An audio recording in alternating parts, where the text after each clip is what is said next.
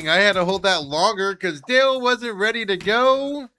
I'm, though, am ready as can be. I'm your humble host, Stephen McCollum, and you know him as the guy not ready. But we also know him as the 17-year NFL veteran, 3-time Super Bowl champion for your Dallas Cowboy, and he's unfollowed the show. He's like De'Aaron Fox. He loses, he unfollows the show. Dale Hellestrae, everybody. First of all, they're the Cowboys. Second of all, I will give a bit of advice to everybody. Did I not say the Cowboys? Who knows Steve McCollum. He's not the guy you call if you need somebody to come bail you out of jail. Because he doesn't respond when it's after 8:30, when it's after the bewitching hour. And so I sent him a text last night, important, needed a response. Really? I get it here Could have Googled when I it. come in at 8 o'clock, and Yeah. I'm sitting in jail all night, and Steve's sleeping like a baby. Yeah. Dale walks in and I go, oh, yeah, by the way, they lost. Well, I was going to respond to you at 5 o'clock this morning, but I figured it was early. Yeah, Really quick, before I tell this story, guys, you have a picture in your email. Check your junk folder. I sent it from a different email. So you can get that ready. Well, because I sent it from a different email. On my phone, so. All right. Dale's preparation was, hey, I got something for you last second. Here you go. Yeah, well. Deal with it. I just thought it's because of my family. You throw So, shit in a junk folder. Yeah. I didn't even think about that. Yeah. 9:30 p.m. last night. Rattlers game gets over. I'm driving home. No, Dale, I was rescuing the beautiful autumn car from the side of the road. What? Yeah, that's why I didn't respond to you. So now, do you feel like a jerk now or what? Yeah. Yeah.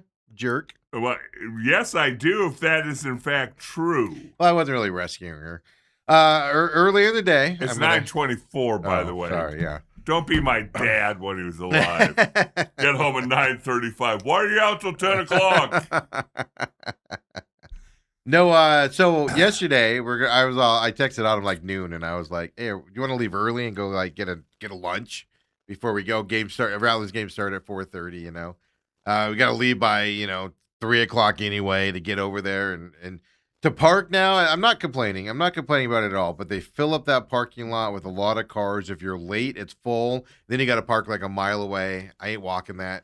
I'd rather drive back home than walk that and everything. And so, so it's like, you got to get there early. Well, I don't hear from her. So I'm like, whatever. So then I get this text and go, oh, you can come by whenever. And I was like, come by and get me whenever. I was like, all right, cool. Because she was lending her car to her daughter. Okay. Her 60-year-old daughter. Then I see this text. I was told my car's sitting on the side of the road, hit a construction sign, so I got to drive down there. So she drives down there and does it. And then I just get a text like an hour later that goes, hey, I'm home now, so we can leave whenever. Then we have to leave. We have to leave at this time anyway. So I'm like, all right. So I go pick her up. Yeah. I'm like, the car's not here. Interesting. So she's telling me this story. Yeah, her daughter, 60-year-old daughter, newer driver. She just let her loan her car because she was driving someplace else, farther away. So instead of driving her old Bug, she was driving. She says she had construction signs. And I'm like, so where's your car at? Like, does she still have it? No, it's still there at the place where it broke down at. She was able to pull into a parking lot. I'm like, what? So she was explaining. So afterwards, after the game, I was like, why aren't you getting it towed? Or she was like, it's Sunday. I'll do it tomorrow. And I'm like, okay, whatever. So we go to the game and everything. It gets done. And I'm like, do you have your keys? So we go over there and look at it. Oh, this car is just not running at all. Like, I'm like, we'll just drive. It's like a mile from. I'm like, we'll just drive to my house.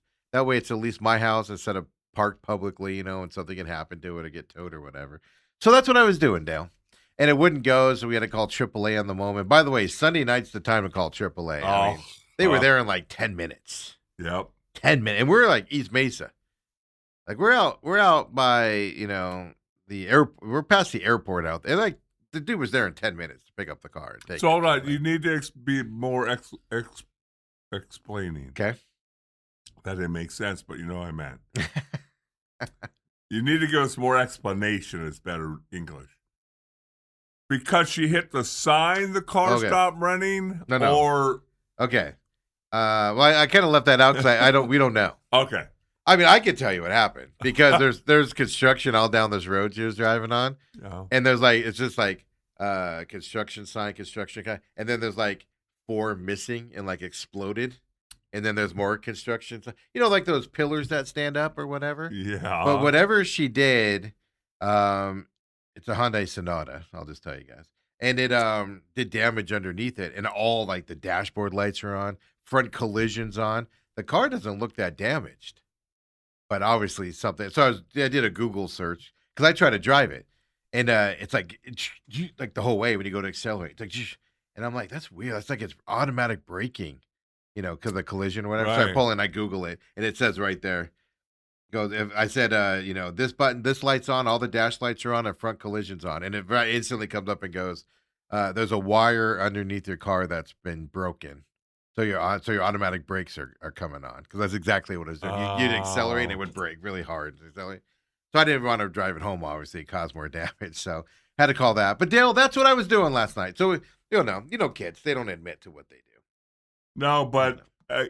again, She's I 16. come in on a Monday morning, Yeah. again, kind of a hectic weekend. That's what I was doing. And though. that warms my heart, Steve, that you Yeah. actually helped out Autumn. I will forgive you of all the Yeah. bad things I was Yeah. saying last night Yeah. and this morning. And then, to be fair, I was dealing with that. Autumn was not in a good mood about it. I So I had to I had to be careful there yeah. and everything. And then I was watching that the main fight. I was paying attention to UFC all night last night. I missed like one fight. I got to go back and watch, even though I know who won. But I was watching that final fight last night also while that was happening. And then when I got home, I was finishing watching that. And then I'm not gonna lie to you, I just went and crashed. I didn't even look at my text or phone or anything. So I didn't even know you That's a texted. long day. No worries. Yeah. Now I Now you know. feel bad, huh? I don't Yeah. feel bad Yeah. because 99.89% of the time you're not helping somebody when you Yeah. don't respond. No. I just happened last night. I had an excuse. Normally I don't. Oh my god! What a weekend this weekend! Well, I did not watch the fight. Yeah. At the White House. I hear all the instead of just saying with good fight, bad fight, everything's political. I know. It's so stupid. But I did hear Like I one said. of them was like the bloodiest fight that Oh. anybody's ever seen, and The final fight, man, that guy's face was rearranged. like there's some controversy on the doctor said he can't fight Yeah. anymore, Yeah. and His eye was all. was that the I don't know how that Gaethje or could do it. Gaethje fight? Yeah, the kid from Safford, Arizona. He won again. Yeah. Good for him, Yeah, good for him. Born in Tucson, raised in Stafford. I think Safford as well. So Ethan says sounds like you getting a flat on the side of the road. Yeah, exactly. Except I was helping somebody else and not just me this time. No, I will not forgive Steve for not being able to change a flat tire. I don't have a. Oh my God, Dale! But to help his girlfriend out, the towing guy shows up. because are you the guy? No, I'm in the car, like just sitting there, and I'm like, this guy's gonna instantly think that I'm like, I want him to blame her for this accident, not me. Steve. Yeah. So I'm like just sitting in the car. No, but the thing that cracks me up about tow people, 'cause I've had a couple of them lately, is they get out of the car and they just like, what's wrong with the car? Oh, it's not running right. Well, what's wrong? Like, you're going to be able to fix it? Just load it up and get it going, buddy. He's Maybe like he asking all could these have gotten questions. underneath and maybe the No. wire just needed a little click. It was dragging stuff. It was no. It was Dale. If it was just dragging something, I would have just forced it all the way to my house so I could at least sit there before it gets done today and everything. But no, it was a mess. It was not a safe thing to drive. But I'm sitting there and they always get out and they're always like, oh, what's wrong with it? Oh, really? Oh, and they're talking to you. Dale, he goes behind her, he's taking pictures, and he goes, oh, that's your problem. It's a hybrid. Like, oh. And then he goes, and I go, yeah, you think that's the problem? All the electronics on it. I go, that's the problem. All the electronics on it. And he goes, no spare, huh? I go, yep, no spare. I go, just like my EV right here, no spare. And he goes, yeah. He goes, oh, yeah, be amazed how many people I tow that don't have spares. And I go, yeah, you just did it a month ago for me, Tiger. I know. You're welcome for keeping you employed. But he did say that. It was pretty funny. And I was like, you jerk. Dale. I'm like, Dale texted you, didn't he? Dale texted you, didn't he? Steve didn't respond, so I'm texting AAA. Yeah, so that's what I was doing. And then, like I said, I watched the end of that fight, and then I don't remember anything after that. So, you're welcome. You're welcome. And I was courteous enough to not text you at 5 o'clock this morning when me and Ethan were. I leave my phone in my office, and sometimes I think about that because, like, wait. So what if I'm in jail and I need you? After 10:30, you're out of luck. You're giving me a hard time. You at least have a chance of me waking up around 1 a.m. and seeing it. Dale's been in jail for 3 hours. Yeah, and then I'll be like, all right, I don't want to wake him up. I'll go. You know what I'll do? I'll wake up at 1 a.m. and be like, oh, Dale's been in jail for 4 hours. Oh, he's probably learned his lesson by now. Yeah. I'll go bail him out. I'll bail him out in the morning on the way in. I'll leave a little early. That's fantastic. No, but seriously, that's what I was doing. But yeah, that's why I didn't respond to you. Okay. But the Rattlers did lose.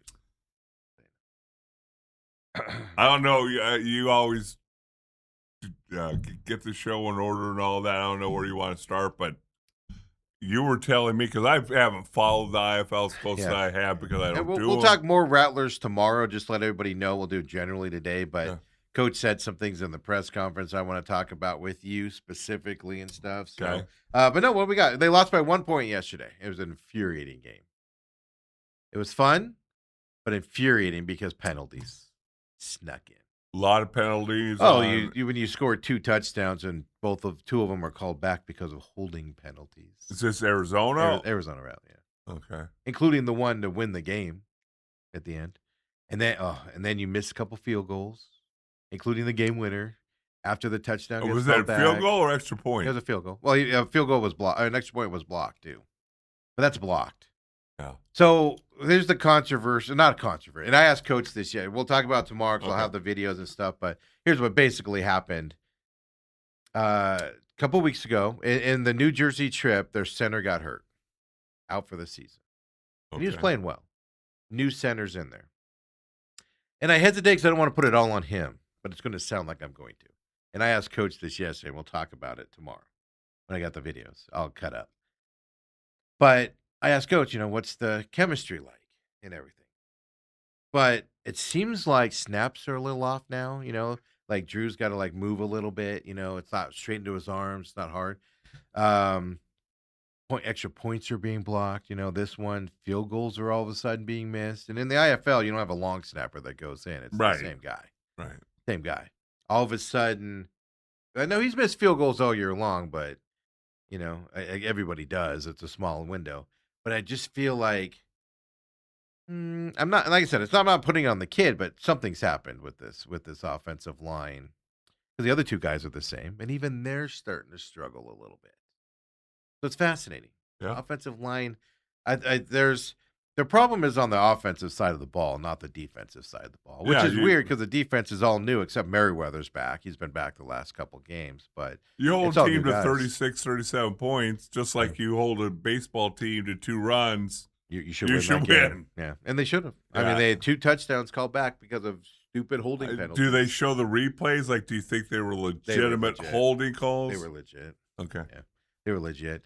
They show the replays, but it's hard to see where we sit. So I have the game up on the computer so we can, because then it's delayed by whatever it is, 10, 12 seconds, like a play behind basically. Mm-hmm. So you're able to watch the replays and stuff like that. But yeah, it was a good game. I mean, Fisher's freight, Dixie Wooten, who's a longtime coach in this league, won championship in Bay Area, was down in Tucson for a little bit. He's just a possession guy. That's what I was telling you. It was interesting. Because usually I get a little bored at the IFL games because I know, and it sounds weird to those of you that watch sports, and I know I'm going to sound weird here, but there's something to this. You're going to sound like old man, get off my lawn. But I've always been this way, even when I had season tickets to the Rattlers 20 years ago. You score, if everybody's scoring every second play of their drive, you get a little, all right. It's 98-89. I was gonna say I've been to a couple of those games, and it does get to a point where you're just like, are we gonna play defense out there? Anything gonna happen? It's exciting, but at the same time, you just get kind of like, all right, what else are we gonna see? This game yesterday was just an old fashioned. Dixie likes to run the football. He likes to possession the football. There was 4 total possessions in the first half, 2 for both teams. and it was just ball control the whole way. Not that that's exciting necessarily, but just went by quick because every play mattered and stuff to that effect. It was an interesting. It was just it's a different dynamic with that style of football. Let's put it that way than what you're used to in that league. So it was fun. I enjoyed it, and I had the UFC on. We had the hockey game on as well from that side. But um, it's amazing the different styles that happen The indoor in the football. IFL. Yeah, I mean, like on the eastern side, they play more zone defense. Then you play more man out here, and more complex defenses here than on the West Coast than on the East Coast.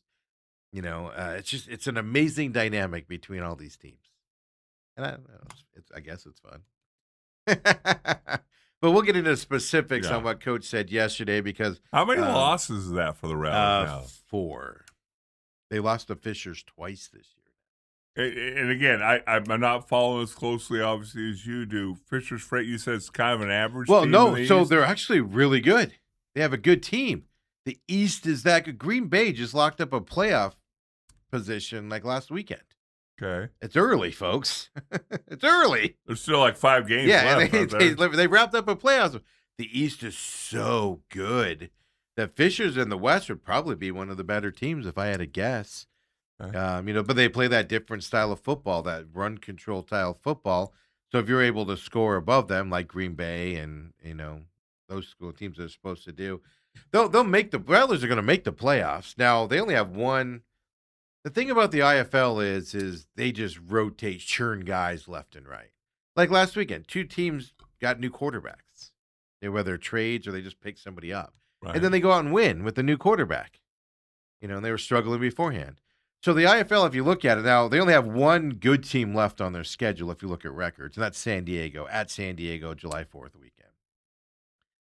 Other than that, they got like Sugar Skulls this weekend, not a good team, but they've made changes. So you have to prepare for them differently. Right.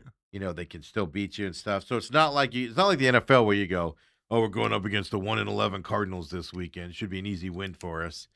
Because they did literally would turn over half the roster in a week, just trying to change things up. And they just discard these players like they're roadkill. Well, guess what? They don't have to eat $50 million in salary cap. Well, that's the thing. So I heard, because I was always curious about this, and it's been kind of a quiet secret. I think $250 is the average game day check for a IFL player. I don't know if that's true or not. No, I think it was more than that. That's the game day one. Don't they get paid during the week and stuff? Well, too, they for get DMs? room and board. That's what I mean. Yeah, they get them apartments. But or I whatever. thought it. Okay. thought I it could was be more wrong like- on that. I thought what I had heard a couple years ago was about $1,000 a game. Because that seemed low to me too. But then I was like, well, that might just be, or but they only get paid once a week, so $1,000 would be for the whole week. Because then I started thinking like, well, maybe that's just like their weekly deal, and then the game day's different. Or Well, something. the thing that again, this is just what I heard. Yeah, like I said, a couple years ago. don't go by what I said. No. It was said to me. I heard about flippantly. $1,000 a week for the average guys. The Okay. better guys, all of a more. sudden you get a little deal on the side, and Yeah. you do a commercial, an appearance, or whatever, and Yeah. things like that. So Yeah. Okay. Well, you might. Yeah. Because I was like, that's way too low. 250 could go on the corner and probably make that. Well, that would explain why guys will start playing in this league and then just leave it. 'Cause they're like, I make more money doing something else. Yeah. Things. But like I said, it was said kind of offhand to me on the side, with kind of like a smile, and I was like, wait, that can't be right. But that's obviously not a weekly deal, so that's where I started thinking like maybe that's the game day rate, but then they get more for practice during the week. But I don't know. I was Right. fascinated by that. So we'll get into that. But Rattlers lost. Now Richard Opert asked Coach if you have to win out, and he's like, oh, I don't think we have to win out, but yeah, yeah. They have teams they should beat. San Diego on the road is going to be tough. But yeah, How's old got Richard teams. doing? Good. I didn't get to talk to him much yesterday. A lot of people up in the media. Yeah, room? we had to sit in the We got there an hour early, and we still had to go sit in the overflow section. Really? Which I don't mind because it's just us over there. It's like 4 people over there and stuff like that. Yeah. Okay. Which I don't mind at all. Different perspective, and everything. But yeah, so I didn't get to talk to him much yesterday. He always comes in and says hi to me though. He goes, Where you sit at?" Like he's like, Where you been? Got a bug flying around. So do I. You have one too? I don't know what happened over the weekend here, Ethan. We either didn't empty the trash cans, Yeah. or I think it is, the weather we're having. Humidity. Like gnats and stuff, or like, this humidity, let's get inside. I say let's blame it on Ethan. Yeah, well, we're going to do that. Yeah. There's no doubt about that. So that was my Sunday night. UFC, helping Autumn, missing Dale's text. Hockey. Obviously, we got 2 new champions here. Told you on Friday, I was pretty confident that was going to happen, Dale. I've not looked at stats or history or whatever, but a team to lead in all 4 losses by double digits. Yeah. Oh, wait. Well, I got a stat for you on that we'll talk about coming up here. That was crazy. Yeah. I guess I'm happy the Knicks won because I did not want the Spurs to win, but I wanted another game because now it's the dog days of summer. Now it's the Diamondbacks. Yeah. And making stuff up about football. Which, by the way, we're going to be ranking our teams on tomorrow. We're going to be ranking our NFL teams. We're going to put out our first power rankings? Yes, tomorrow. It's the time of year where you go, what do we talk about today? Yeah. So we'll announce either tomorrow or Wednesday our schedule for the next couple months as well, because of that issue and stuff. So we'll announce that tomorrow or Wednesday for everybody.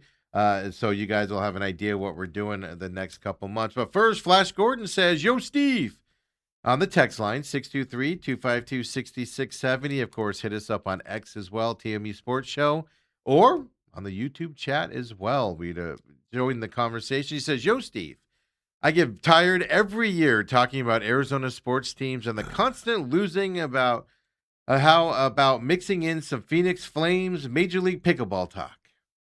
Right, so we can talk about them losing too?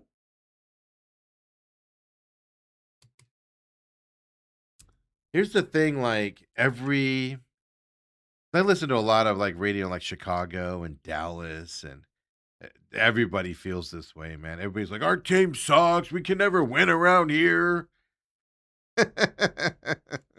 We never do anything right. Fire the manager. It's everywhere, folks. Well, I did hear something that I got a real big kick out of. In 98.7, the afternoon show is Gambo and Burns and Gambo. Yeah. And Gambo was talking about, you just don't know the feeling of finally winning a championship in your lifetime, 53 years for the Knicks, and Burns goes, I was born and raised in Phoenix. Yeah. I do know that. It cracks me up. It cracks me up how people are like, "Oh my God," because it's been 53 years since the Knicks won, and everybody's like, I never thought I'd see this day. What do you think we're gonna be saying, like when somebody wins it? Well, we're not gonna see it. Well, I'm not gonna see it. You may see it if you hang on for dear life. No, I'll come. You know what? I'll be like all those Chicago Cubs fans that were going to like their dad's graves and stuff when they're like Game 7 or whatever it was, and they're like people like documented. They'd go to like where their parents are buried and have a radio and listen to the game outside their grave of their parents, because they lived their whole life without the Cubs winning, and giant Cubs fans. And that'll be Ethan with me. Hey, Pops. 1968. Suns did it. I was 6 years old. The Suns became a thing. I'm now 60, fixing to be 64. Yeah. And the Suns still haven't won a championship. Yeah, I know. But that's what I'm just stress here is a lot of markets go through this. The rarities of New England, the rarities of the Spurs. Those are the Steelers at one point in the NFL. I know. Kind of like gnats flying around. Come on, Ethan. The reality of the Steelers back in the day, like the Cowboys' 3 Super Bowl runs. It just doesn't happen that often. And every fan base complains about this, is all I'm going to say. Now, it doesn't go 53. What are we, 58 now? With the Suns? Yeah. 68 to whatever we are now. Yeah. Because they were 53 and we're more than them. Yeah.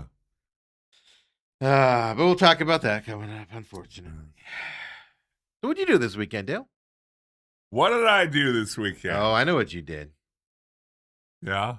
Oh, Ethan goes, I would not go to your grave if the Suns have a chance with the cup. I'd be at the game. Ethan, those tickets will be expensive. Might want to check your dad's will.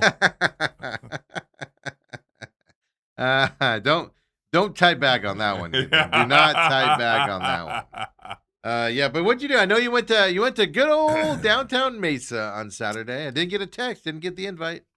Mason, well, again, it was more enjoyable than I thought. My granddaughter, 4 years old, back at her dance troupe, performed, and it was really about an hour and 20 minutes. I had no idea what to expect. I walked in there. Yeah, it was your first time. You mentally prepared for like 3 hours of a bunch of little kids going out there.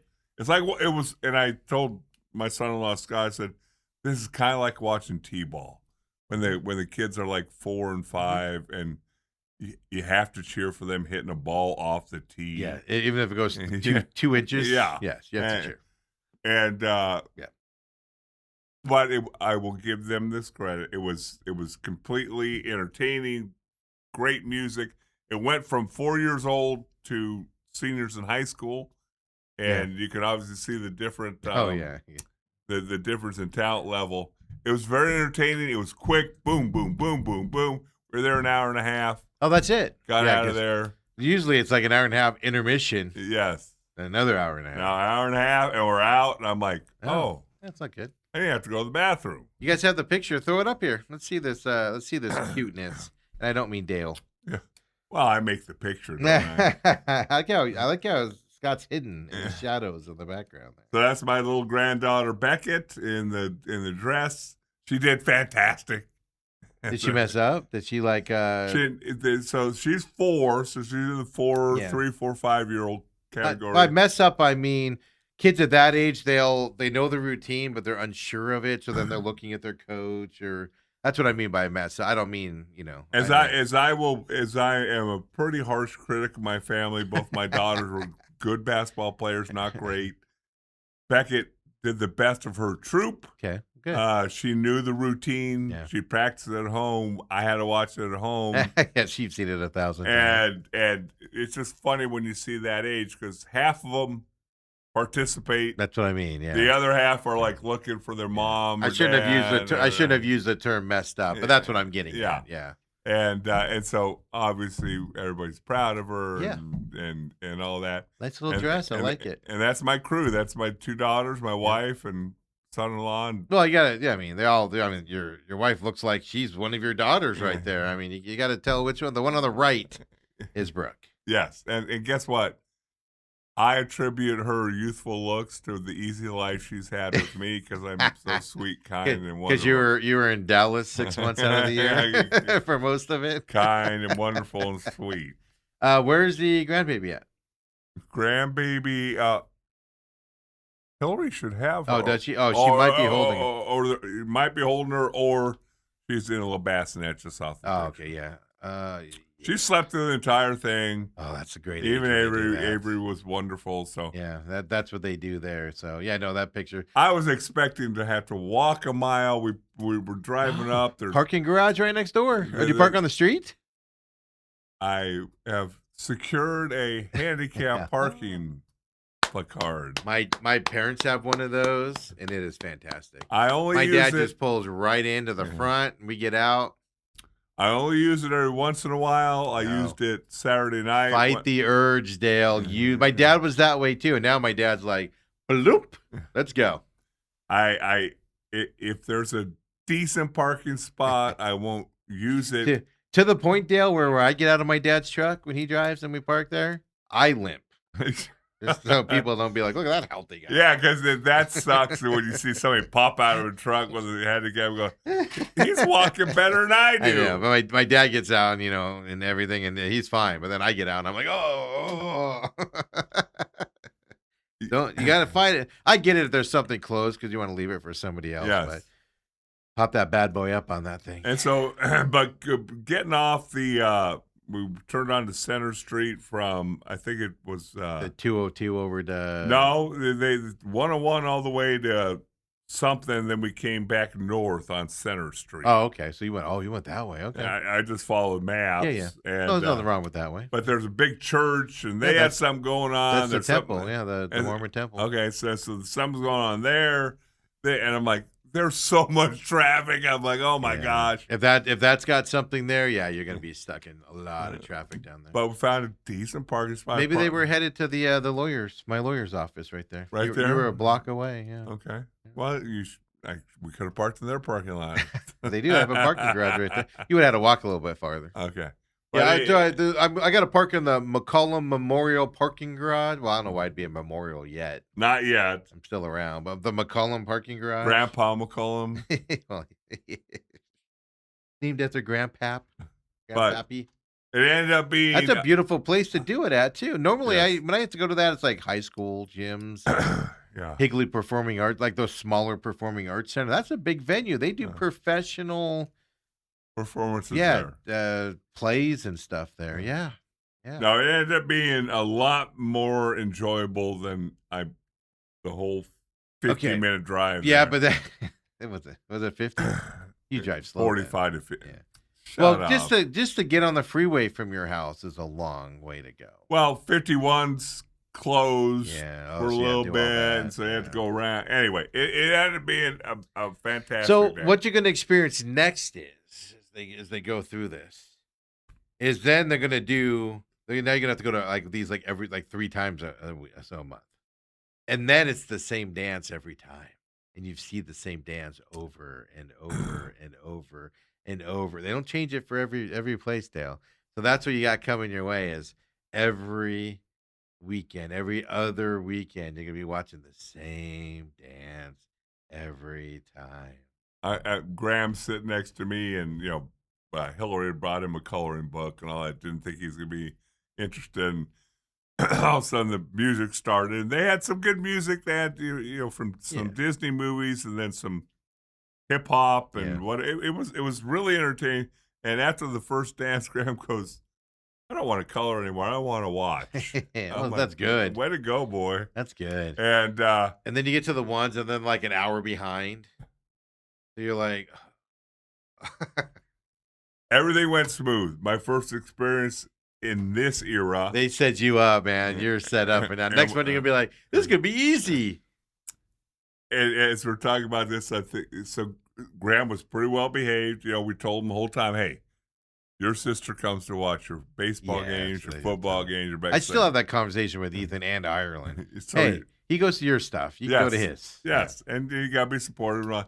And all of a sudden, I hear out of my 6-year-old grandson's mouth that there's a group out there not Beckett's yet. And he goes, Papa, they're adorable. I'm like, wow. Boy, oh boy, you're a Hellestrae through. We need to get this kid some. He's overcome. Steve McCollum, Adorable. He's overcome. No kid should be that cute. That's so adorable. Yeah. I expect him to be like, Pop, this sucks. Yeah.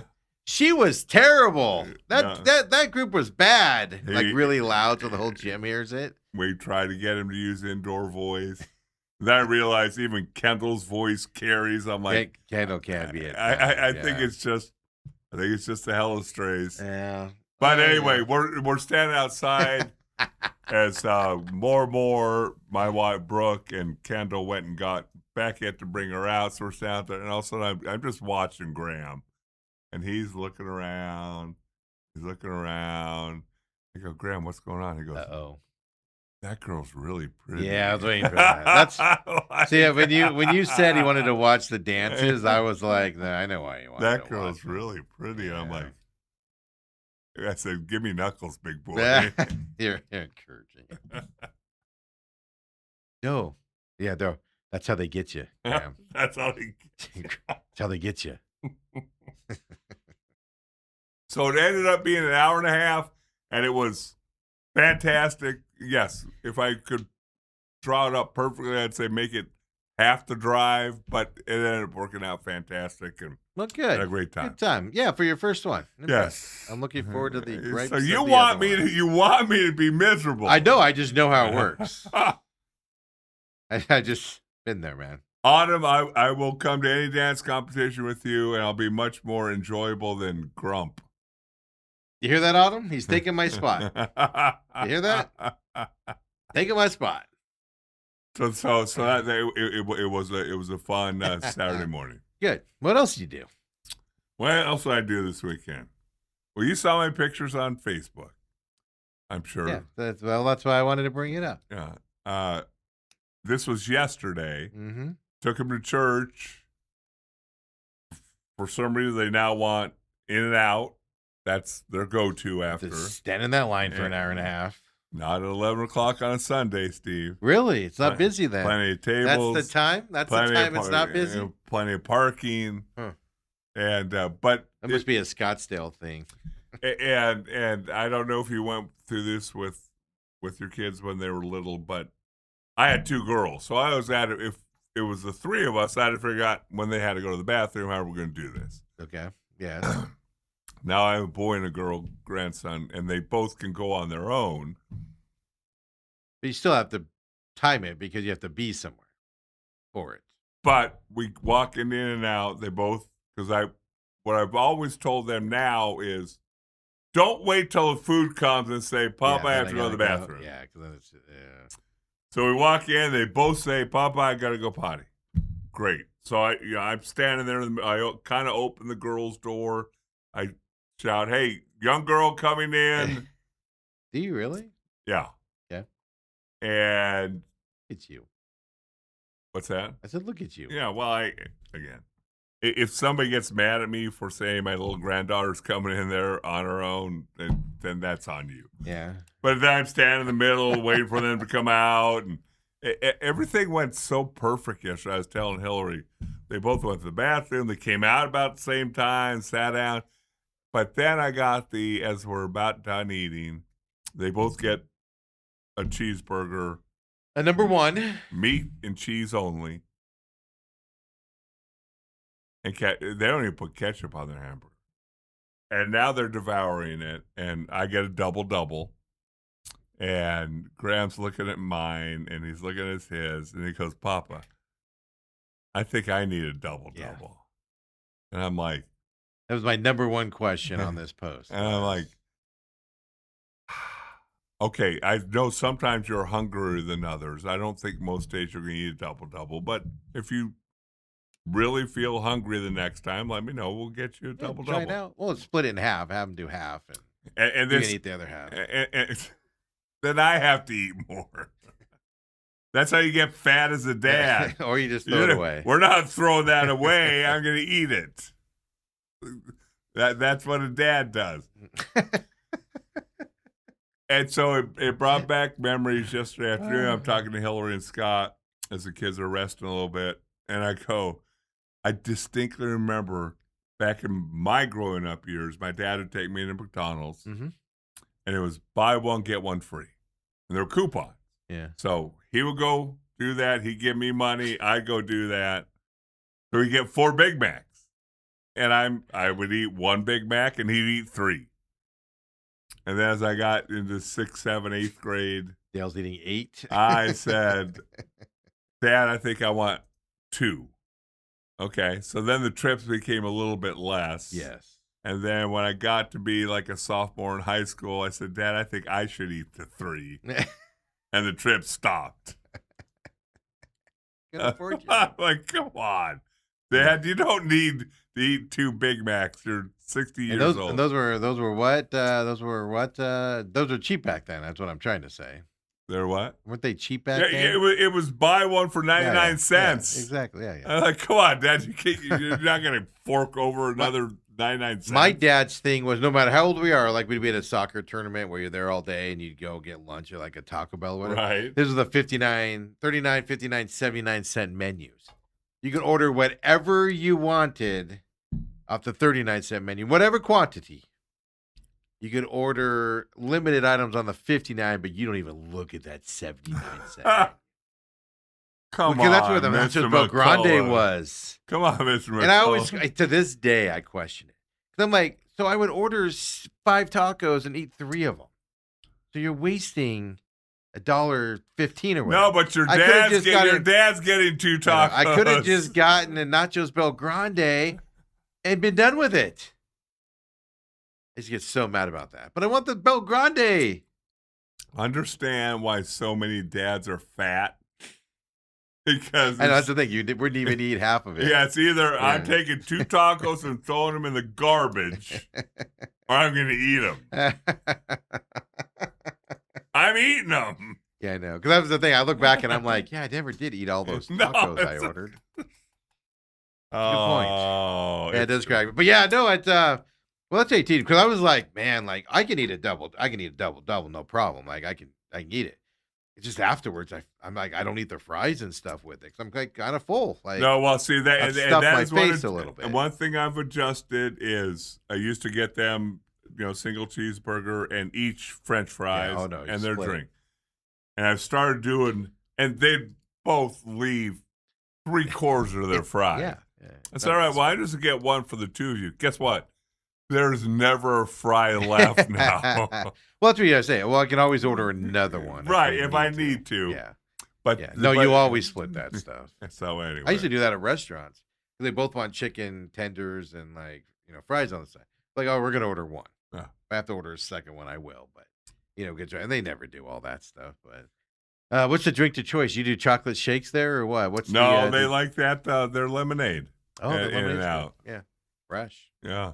It's good. Them and Chick-fil-A lemonade are. And what was interesting, I just realized yesterday. Usually, I just order and I'm chasing them and whatever, and I go, "We'll do 2 small drinks." So I always bring this thing in. So I know you got called out for that yesterday too. Whatever, yeah. So you read the comments. Well, because I was going to comment wait, did you get him? Because you didn't say if you got him the double or not. So I was going to be like, did you order him the double? But somebody else asked the question. So I always check the comments first. You can't do the same. Joke. and so I get 2 drinks, and I said 2 small drinks, and because they're refillable. Yeah, you're there. Yeah, exactly. And I just for once glanced at the price. I go, it's 50 cents cheaper for the small drink. Why did I pay for a medium drink that I'm going to fill up twice versus a small drink I'm going to fill up twice? So I've always done. I just got the biggest drink and not thought twice about it. Yeah. But I've had that realization lately. I'm 49 years old. Why I don't? So I get the big one. I'll drink it once, and then you go refill it.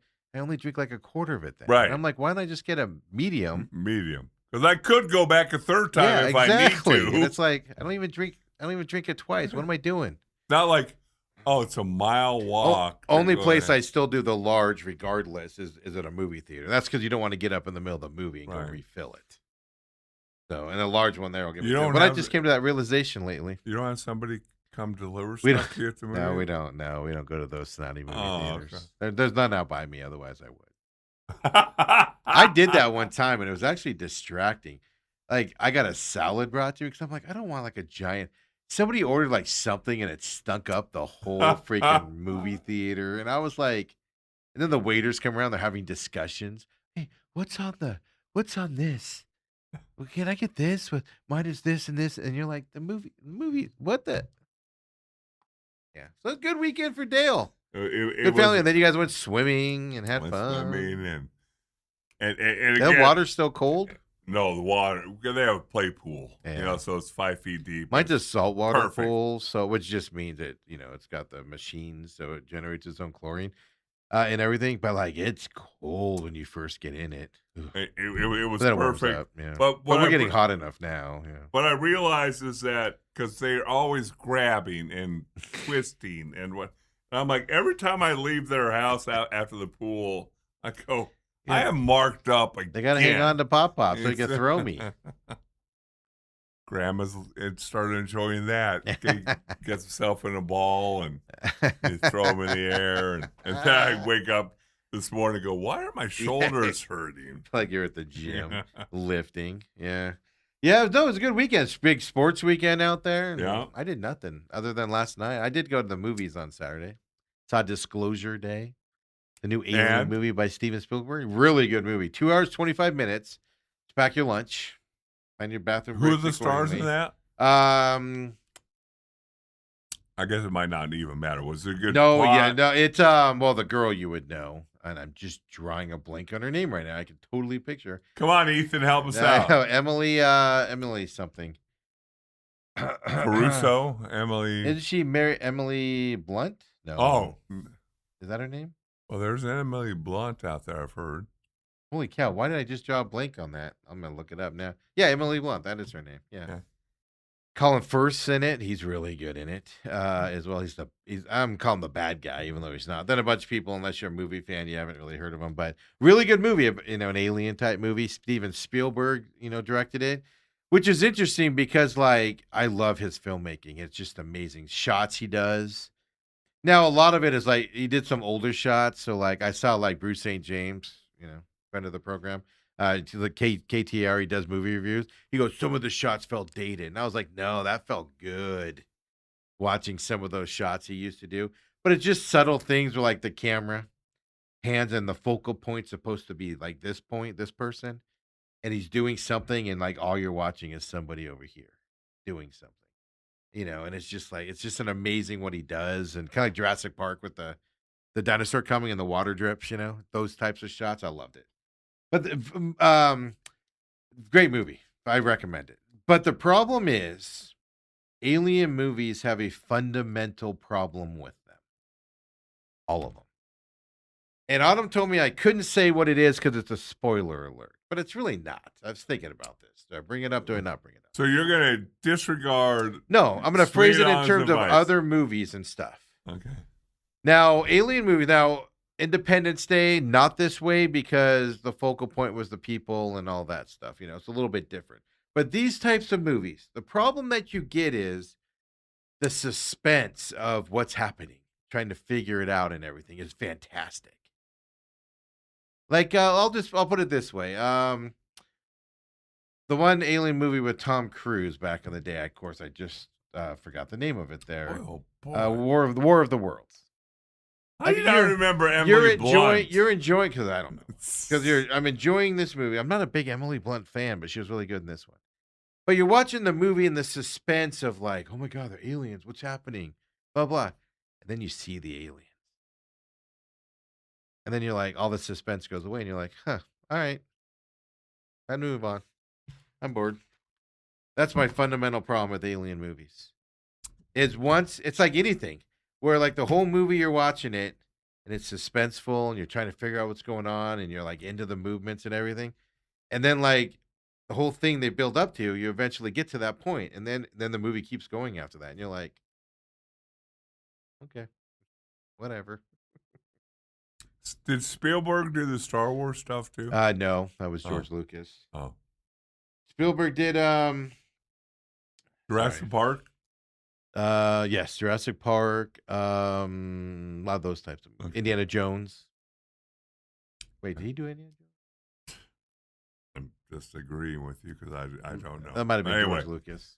that's interesting because alien movies, like, I guess when I go see movies, I want there to be a possibility that's real. Oh, this could be real though. You have to see it. That's the point. Disclosure Day. Yeah, it's not like I said, it's a great movie. I recommend you go see it. It's just I have that problem with alien movies. Okay. And it's not the alien part. It's not the end of the movie. It's just that eventually in movies, that's just my example. The War of Worlds, for instance. Like you're the suspenseful movie. Are they going to make it? Are they not going to make it? How do you beat these aliens? Everything. And then at the end of that movie, you saw the aliens, and then they got destroyed because germs killed them. And you're just like, really? Germs killed them? Really? That's what I'm talking about. That type of stuff in these types of movies. So it's like everything you build up to. Why is this happening? Why is this happening? And then you find out why it's happening, and you go, huh, okay, cool. So Now there's no suspense anymore. Now you're just like, all right. And now yet there's still more movie going on. Yeah, there's still left. There's still part of it. That's all I'm talking about. Yeah. Is it's a fantastic. One of the best reviews I read afterwards was this was the fastest, slowest movie I've ever seen. Because like you don't ever get bored in the movie. You're just sitting there engaged in it. And at the same time, you're going, "Oh my god, is this almost over?"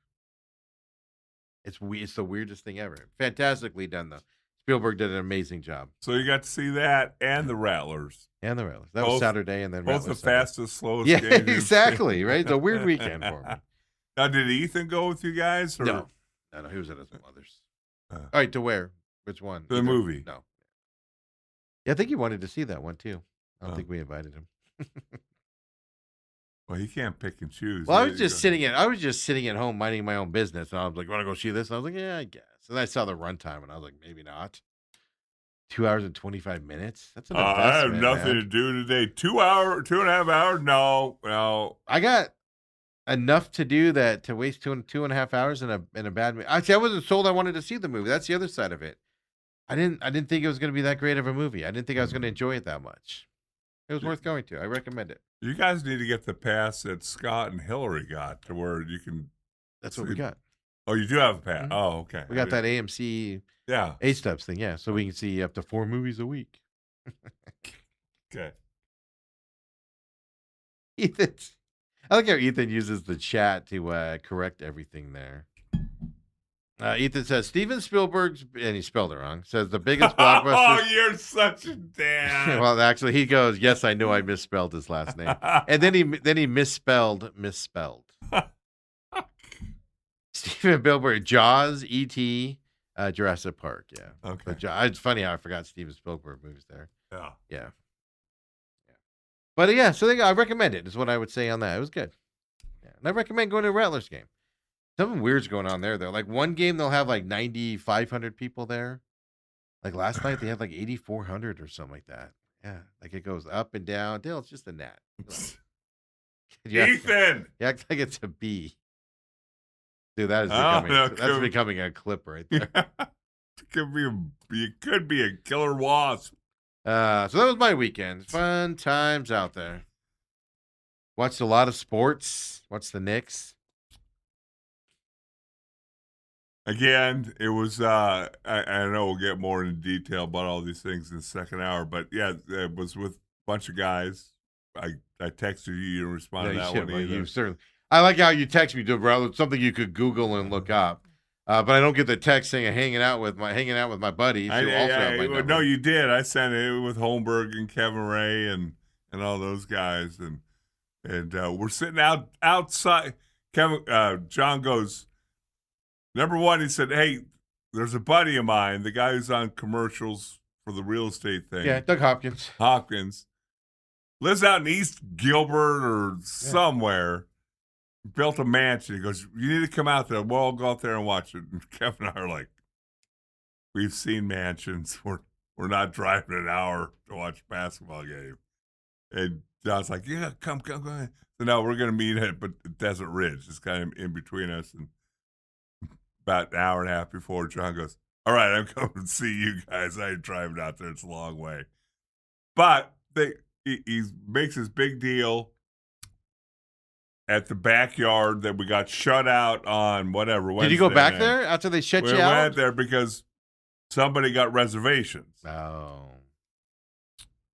Well, the reservations are on the damn patio. Yeah, on a hot day, 108. Did you get it?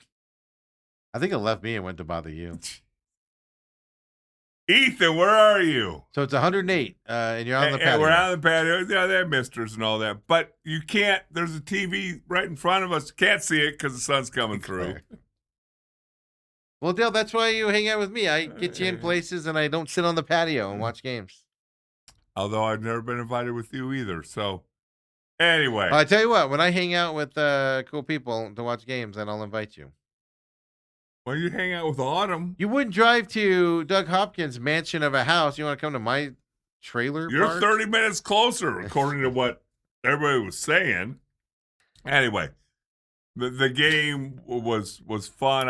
The whole series, I had mixed emotions because I hate the Spurs. But yeah, I want to see. You just got to keep talking.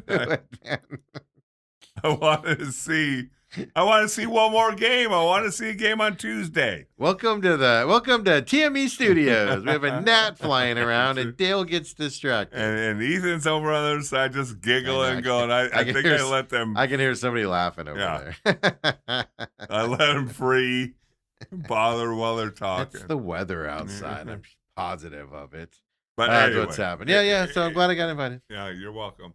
I didn't do anything. You came because you were watching. Could have left the movie Dawn and of the Dead driven up there and been there in time for dinner. Autumn would have felt awkward. It's all guys. Yeah, okay. I dropped her off at the house. You didn't even know I was with Autumn. Yes, I did. I think that's the excuse. But I just want the invite so I can say I'm not driving that far. F off. I know that's what you're doing. No. The first time I get that invite, I'll be like, I'm on my way. Just because I don't want to. I'd just be funny to not be that guy. But the whole series, and then not show up. The whole series is like, I don't want the Spurs to win, but I wouldn't mind seeing them win tonight. So there's another game because I don't want the season to end. Okay. Plain and simple. Just my worst nightmare. Both teams winning was my worst nightmare. And both teams couldn't lose. Somehow we should have had it happen. It's the NBA. Something like that could have happened. Hey, before we finish at the top of this hour, just quick update. You watch any of this World Cup? Now, games got a little sideways yesterday.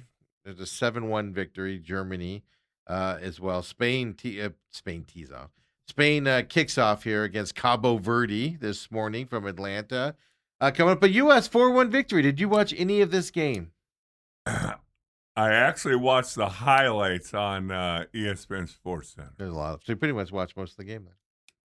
Which, again, that's great, but then I hear people say Paraguay's a bunch of paraplegics, and they're ranked 44th in the world. Yeah, no, that's the problem. Yeah, they play Australia this Friday, and then they got Turkey after that. Turkey, who's training out by my place.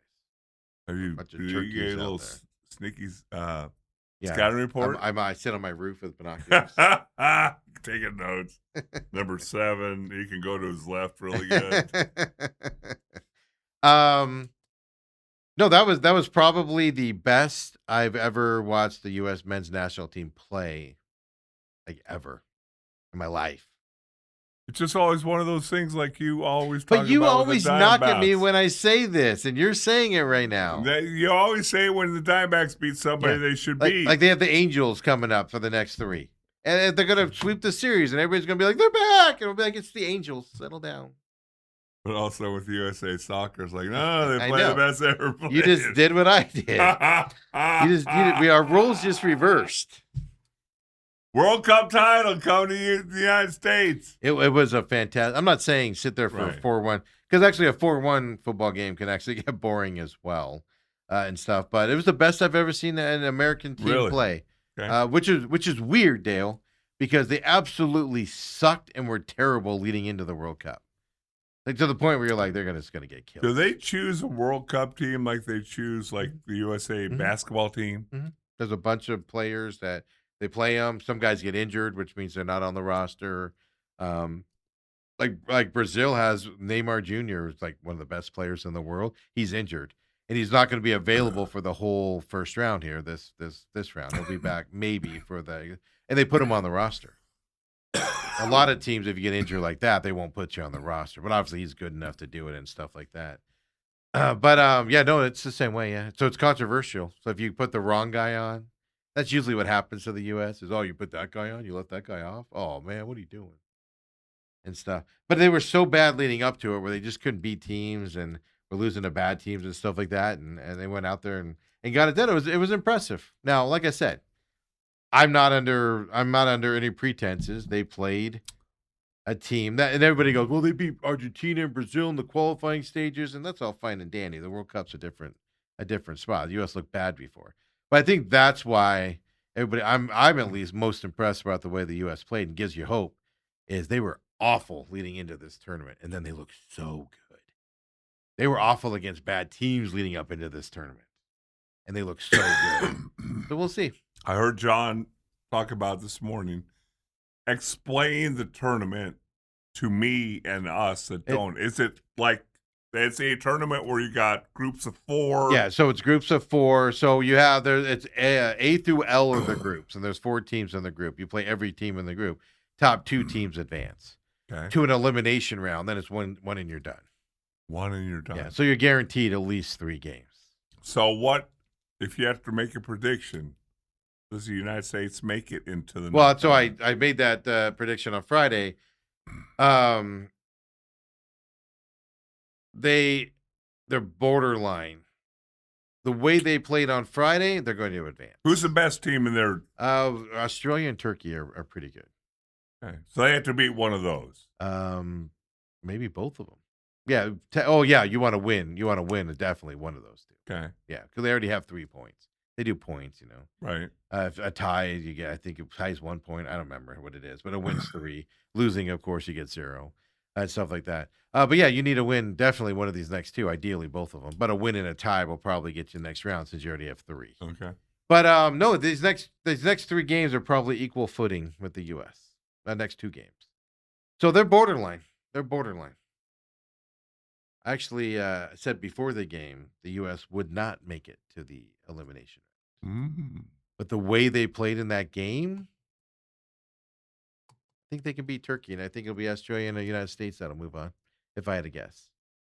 But then you watch, now they play bad competition. Well, then you watch the Germany team, 7-1 victors over a Right. bad team. Another team won 5-1 last night. And you're like, ooh. But they also played bad teams. So you have to take that into account also. Brazil tied Morocco. Now, Morocco's, not the best team out there, but they're the darlings of the last World Cup. They can put it together and do stuff. And then Brazil was without one of their best players as well. So what does that mean? So for those guys, now Japan came back both times to score, to tie their game 2-2 against the Netherlands on that. So does that mean Japan's a deal? Australia, by the way, beat Turkey last night. It was a late game, on Saturday night, 2-0. So this Australia-America game is going to be probably for who wins first in that group. We'll have to see.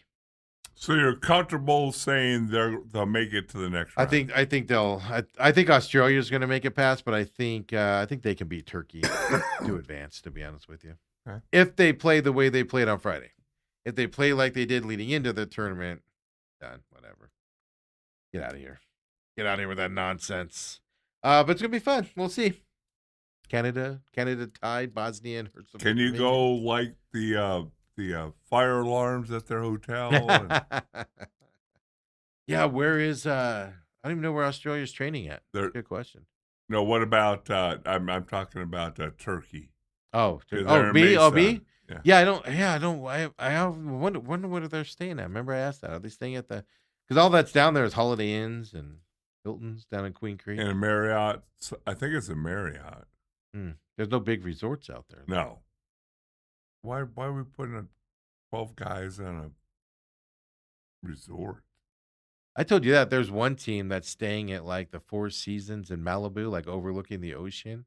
And then there's a team staying in Kansas City, and they're like the DoubleTree, Kansas City. Really? Yeah.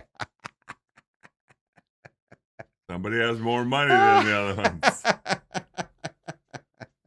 But they play in Seattle coming up this Friday as well. But the World Cup's been fun, man. Yeah, it got a little boring though. Again, and when football becomes a blowout, it's fun to watch all the scoring and stuff. A 5-1, 7-1. You're like, it's a dominating weekend in sports. There's a lot of domination happening. Today you've got our first game is Spain against Cabo Verde. It's going to be another blowout win for Spain here today as well. 3 minutes into that game right now, but Spain is a favorite to win this from Atlanta.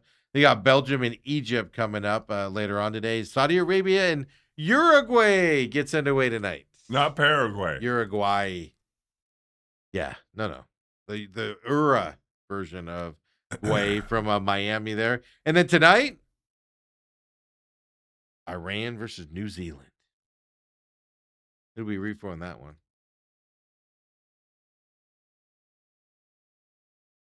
Now that there's a ceasefire and a peace agreement, do we switch our allegiance? How's the Dow reacting today, Steve? Dude, it's way up. Yeah, it's time. You need a ladder to get to the top of that thing today. You're looking like this.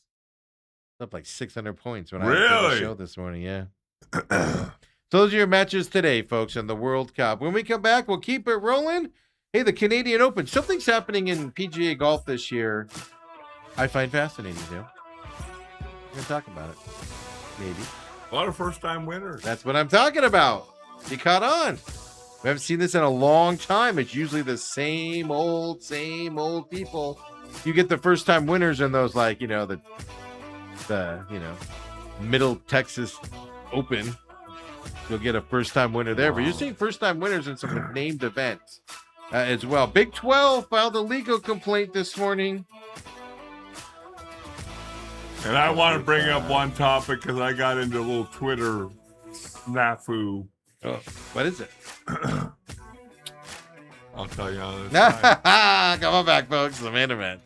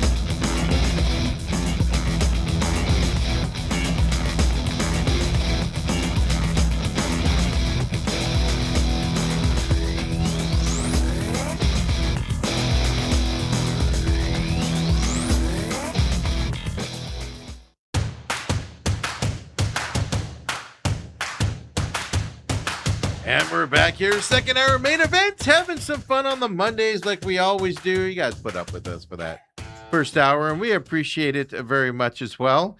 Of course, look, we got a lot of that time of year, Dale, with all the championships happening and a lot of nothingness out there in the world. And ending. Championships beginning and ending. No, you've piqued my interest. I don't even want to talk golf anymore.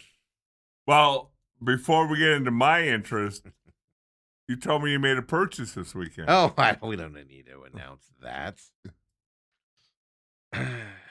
Steve bought an Apple Watch. He can tell you more about it or not. But wow, I gave in finally. I still remember when my daughters gave me this Apple Watch that I've had for like 4 years now. And we were at the old radio station.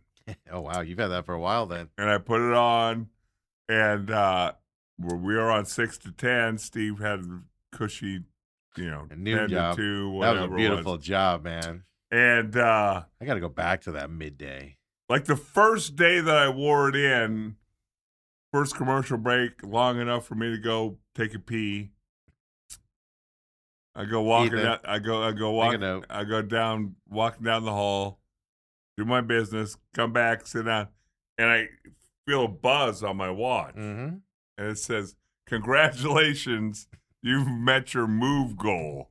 And I'm like, "Yes!" By 6:15 in the morning, literally walking 25 yards down the hall. So my story is this, folks, and this would be a lesson to everybody out there.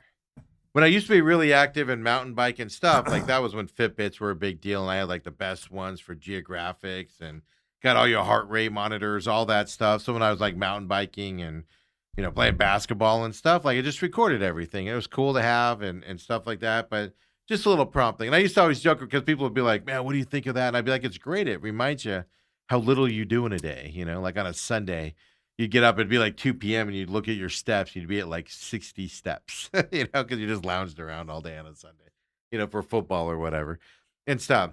So, and then of course Fitbits went away. I stopped wearing it. I stopped doing it, worrying about it and stuff like that. But what I've recognized is over the last several months, because I don't realize how much I'm not doing anything. So, like I told you on Friday, this was so I've been thinking about it for a while, but I don't want notifications on my arm. I don't want phone calls. I don't want to watch stuff on the wall. I just want to be reminded to move. Because what I realized was on Friday, I realized it before, but I've been thinking about it for a while. But the reason why I got one on Friday, we're sitting here. I sit here for the business show. I sit here for this show, and I didn't move at all. We get up to leave. I get home. I'm doing stuff in my home office, just getting stuff done there by myself. Ethan goes to his mom's. It's like 3, 4 o'clock. I'm like, my legs hurt, tired. Like, I need to take a nap now, all this stuff. So, and I track my steps on my phone. I take my phone everywhere because I track my steps. I was like at 800 steps for Friday, and it was like 4 p.m. And I was like, my dear God, what is happening? I use 800 steps going to the bathroom at night. So I'm like, okay, obviously I just, so it's like I need a reminder, like stop doing what you're doing and get up and stand up and walk around. That's why I had to buy one. I needed a reminder to get up and do something. Not to like go for a run or anything, just stand up. Like right now, during that break, it told me, stand up. Okay, I'll stand up. Otherwise, I'd sit here. Oh my God, that's what sad my life is, folks.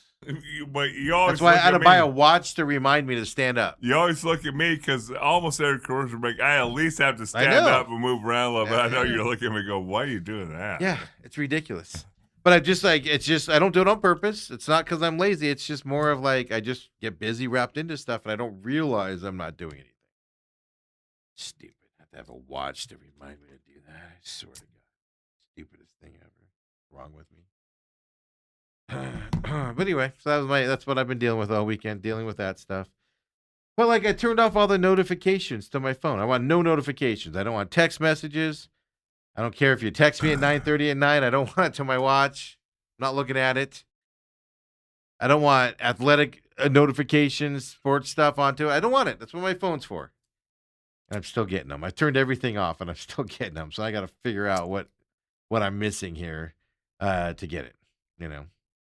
Like I saw somebody just hired somebody as a head coach from Shams that came in on my phone. So so that was my deal. So folks, what I'm saying is, don't be so proud to go to technology to remind you to stand up when you work all day. Like Autumn works at home now, and she's got this. She went and bought this table that she can push it up, to stand and stuff I've like seen that, those, things like that. Yeah, that's what we need here. Just in the middle of the show, I can be all.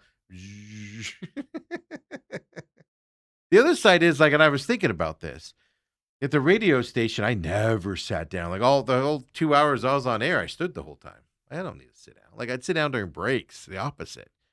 So it's the opposite here. Is we always sit down and do all the computers and stuff. Yes, we gotta fix that. I feel like I can't believe I need a watch to remind me to move. How stupid is that? Well, I could say a lot of things, but since we're on a family program, we'll just. So what's the thing you wanted to bring up? You forgot, didn't you? Oh, no, I didn't. Dale ate something or drank something, and it went down the wrong pipe. You can't get it out of him. This is hilarious to watch.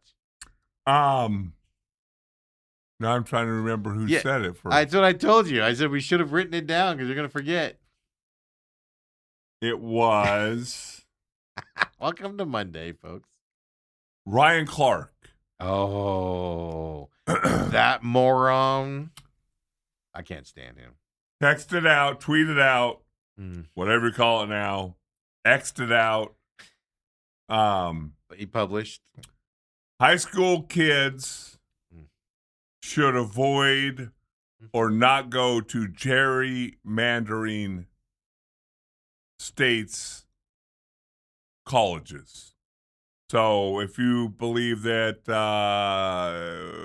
whoever, Georgia's gerrymandering. Yes. And Georgia offers you, don't go to Georgia. Define gerrymandering.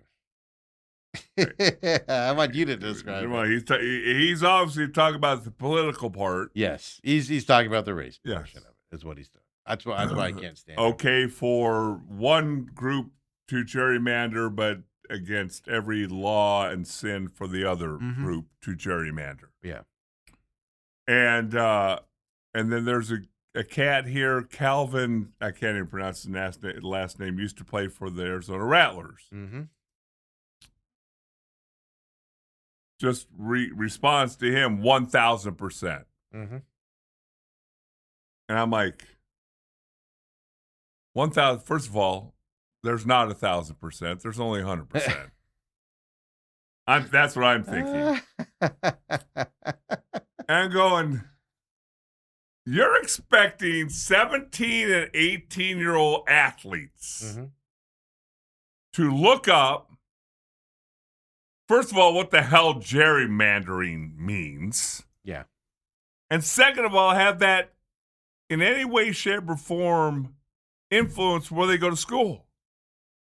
I said, that's the most asinine thing I've ever heard in my entire life. And I've heard a lot of asinine things. Well, I mean, you've been around a lot of people that have gone to colleges and to play sports and stuff to that stuff. Has anybody, I'm sure it happens, but has a lot of people chosen to go to schools based off of that political stuff? No. I mean, it happens, I'm sure. No, I honestly don't believe it's ever happened. Not anybody that I've ever coached, worked with, been a part of, has ever said, oh, I don't like the politics in Alabama, but they offer me, but I'm not going to go. No! Yeah, they're the only one that's offering me, so You're I'm not gonna 17 go and there. 18 years old. It just brought back all these horrible memories of the NCAAs telling college kids back when I was in school, well, it's the responsibility of the kids to say no to the money. Yeah. I'm from a poor background, middle class background, and they're offering me $10,000, and I'm supposed to be the reasonable adult and say, no, I think that's against the NCAA rule. It makes no sense. This is against the rules here, and it makes no sense. And so I put out a response, and obviously they were talking to the black population. He's talking. Ryan Clark's talking to one specific group of kids. Yes, not to the entirety of the group, to one. And it just hit me the wrong way, because usually I just scroll, okay, stupid, dumb, whatever. And it just like hit me the wrong way of Ryan Clark, who has a national platform for some reason. Again, you can argue why he has it. Well, because ESPN likes that viewpoint. And and for him to come out and say that, it just hit me the wrong way. Kids, 17 and 8, you're 17 years old. You could give two hoots less about politics. Yeah. And this 40-year-old dude or whatever he is now, 41, 42. He's always been this way. He's a race baiter. But it's just like it was asinine. And then when this Calvin guy used to play for the Rattlers, who I have met once or twice. Yeah, I can't think of his last. I know you're talking about. It starts with an S and it's got like 14 letters. Well, doesn't that say something that we don't know his name? And you were literally the analyst for the Rattlers for how many years, and you can't remember who he is? That should tell you something. I can't pronounce his last name. And it just hit me the wrong way, and then he responded and say, well, if you don't understand, then I can't explain it to you. Well, because you're the wrong color. So. So it just... You're white, Dale. You don't understand. I very rarely get into any Twitter feuds or conversations. I'm proud of you getting in that political because you can't win. That just... The problem with arguing with Ryan Clark and that Rattlers cat is, they play in that stupid world a lot, and you have to go down into it. And I don't want to go down. So they have an advantage over you because they're used to being dumb and ridiculous. The exact thing was he was on the Pivot podcast. Well, that's his podcast. He's a co-host on it. Okay. He urged black college athletes to rethink signing with schools in states that practiced gerrymandering. Right. Arguing it undermined black representation and voting power. And that's my big question out of this. Look, I get it. I know who Ryan Clark is. We all do. He's on that side of political stuff and things to that effect. Everybody's out to get him. We're talking about a guy that had to fought through everything he did in his life to get to the NFL, be a pretty good NFL player, gets paid pretty damn well in the NFL, gets pretty damn paid pretty well at ESPN, and he still thinks the U.S. is out to keep him down. And you can go F yourself, in my opinion, when it comes to that stuff. But he said it really quick here. He emphasized athletes should consider the political climate when choosing where to play, linking social justice with their platforms. So not just, hey, I want to make it to the pros. You should also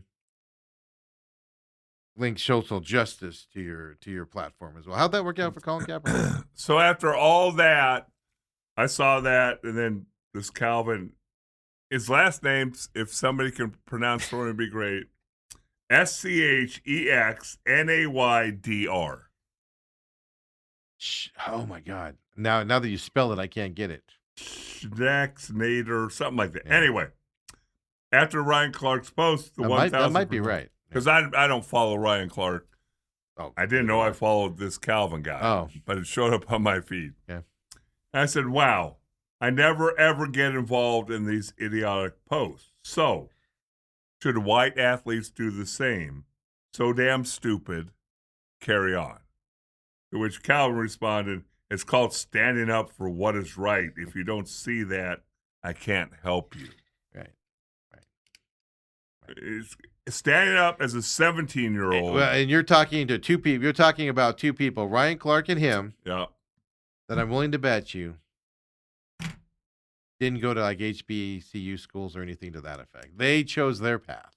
It's good enough for them to choose that path, but not good enough for you as a person. I just hate this conversation. That's why I hate Ryan Clark, is because it's like, man, it shouldn't even be an issue on that stuff. Now, if it goes to look, I'll be honest with you guys. Mississippi in the recruiting process, it gets used against them on them being Mississippi. And I make fun of Mississippi left and right on here, right? It's, call them backwards and all that stuff. But it's all in fun in my stuff for me doing that. But they trust me, when they're getting recruited and stuff, other schools are telling them things, whether they're true or not, about the way they treat certain people and stuff like that to hurt their recruiting and stuff. So that's still out there everywhere, and things to that effect to try to influence people and stuff. And it's just like, man, put that aside. We're here to, now granted, I'm a white kid, I get it, but I just don't understand going, man, I'd love to go to Alabama, but you guys gerrymandered back in the 50s, and you guys segregated back in the 40s, so I just can't go to your state no more. Like, how dumb can we be? Right. He went to LSU, by the way. I know where Ryan Clark went. I don't know what Louisiana does or is or whatever, but no, I know. My point is he took full advantage. So he's saying don't go to schools like that. So anyway, it's good enough for him, but not them. I know. I was proud of you getting in the weeds on a political discussion like that. I'm in. I'm out. Again, if you want to be 30 years old and you got a job and you want to get involved, fantastic. Don't ask 17, 18-year-olds who are looking forward to their future to figure out where they're going to school by a political thing in any state. Yeah. This is going to sound biased. Most kids that are like high school kids that are really good at sports, they don't know what's going on in the outside world very often. They're busy. Yeah. They're busy. They're not watching Fox or CNN. They're not Ryan Clark that's into night. Those stuff and everything. But this is all on the heels of that Carmelo Anthony murder trial and stuff like that. And they get all that side.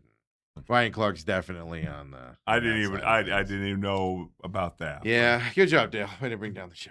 All right. Let's move on. Just kidding. Let's move on to how many steps you got in? I just hate Ryan Clark. I don't even know how to look that up, Dale. No, so you block that. Canadian Open. I just wanted to bring this up is for the PGA Tour.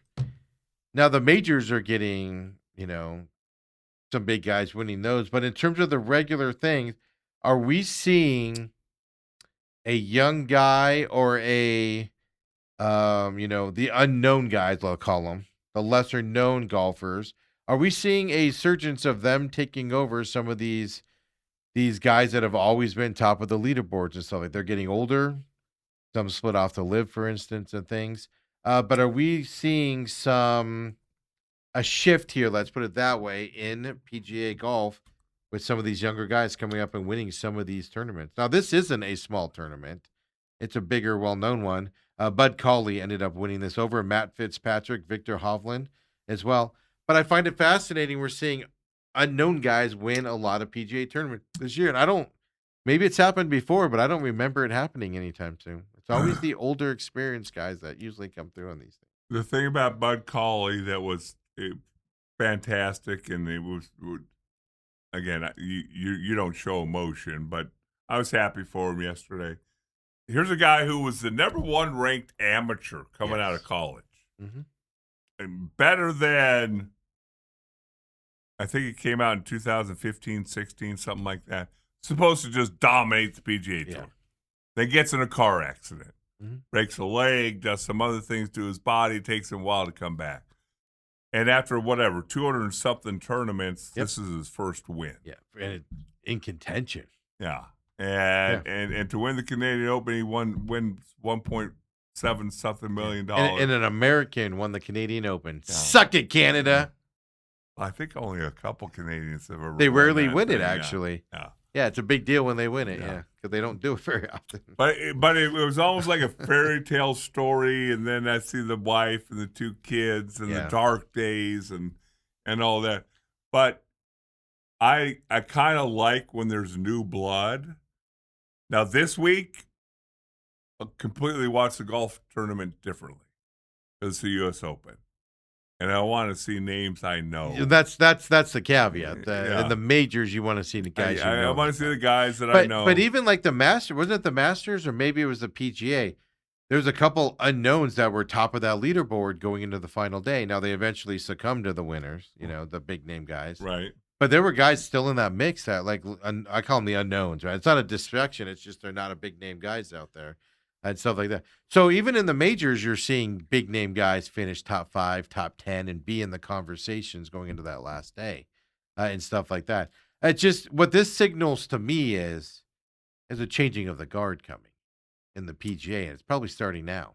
We'll see what you saw in the Canadian Open. So Bud Cauley wins the first tournament. It's pretty emotional. By the way, he started 55th. He was projected to finish 28th in this tournament, obviously first. But here's the other side of it. Matt Fitzpatrick started 3rd, right? Finished 2nd.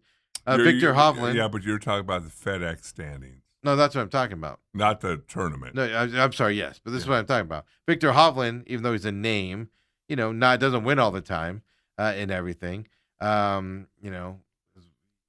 53rd, right? Jimmy Strangler, 119th. Bryce Garrett, 110 in this tournament. My point is that was top 5. Yeah.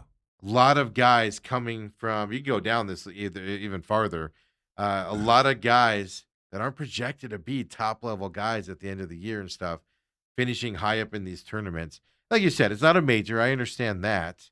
I think in the majors, you'll continue to see the big-name guys end up winning that.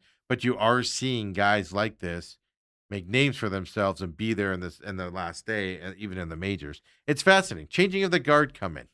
Well, what's interesting to me, I also like to follow the subplots like that Jimmy Stanger. He needed 110 FedEx points. Yeah, and he finished 4th. To get his card and qualify for the next year of tournaments as far as majors and all that. He got 109. Yeah. So now he has to go out the week after the U.S. Open, or maybe there's a tournament alongside the U.S. Open that's a small. Yeah, because he's not playing in the Open yet. No. To try and get those points. Yeah. And maybe he misses the cut. Maybe he doesn't. But it's so fascinating, all the little things that go on. So anyway. Yeah, I'm always fascinated when, now could it be, because some of the big name golfers are getting older, but the other side of it is the money that these guys make now, right? Like Rory. I know he still wins majors and things to that, but he's made so much money. Is he, they're not putting efforts in, which is allowing these younger guys to win these types of tournaments throughout the year. That's what I'm trying to figure out, Dale. Is this a changing of the guard, meaning younger guys or the unknown guys are starting to stick their heads up a little bit? Or is this just a byproduct of the older guys are like, yeah, I'm made enough money. I don't need to worry about playing in these ones. These are just practice rounds for me, and let the young guys go do what they want. And I'll Well, see you at the well, majors. those are the things that it's like the human mind. We've talked about this to where I don't know how many locker rooms I've been in where you're up 21-3 at halftime. Yeah. Coach goes 0-0. Coach, no, it's not. I heard that at the U.S. game. At halftime, the announcers, and they came out, they go, I guarantee you the coach told them it was 0-0 at halftime. I Right. kind of giggled because I was like, oh, man. Yes, because the human mind says no. That's not it. Hey, I've made $15 million on the tour. Am I going to go out and bang balls Yeah. again? Just go do the RBC Canadian Open. It'll be fun to get up there, tax write-off, nice vacation. And I'm just going to go play around the golf and get paid to do it. You don't have that pressure. That's where money can kind of change that stuff as well. And I don't know. So it's kind of an influx, but just something I've caught on to here this year. And I know unknown guys, as we call them here, respectfully, have won tournaments every year. Just this year, there seems like there's more Yeah. and more and more of them winning those tournaments. And the conspiracy theorist in me here, Dale, would be like, oh, the PGA Tours told their big guys, hey, don't win these. Let those guys come up because we have to show that we got some up and comers coming here. That's what's happening, Dale. That's happening. Really quick, college football, just interesting change. Last week, lots of developments in this Sorby case out of Texas Tech. The Texas Attorney General sent a letter to the Big 12 basically threatening lawsuits if the Big 12 does anything to Texas Tech. Texas Tech's big boosters sent a letter to the Big 12 threatening lawsuits if they do something to Texas Tech for Sorby being eligible to play. I told you last week, and I said it all over Twitter, the Big 12 has the ability to do stuff. Whether they do or they don't, it's going to come down to whether they want to get into a prolonged legal fight with Texas Tech. Because it's coming.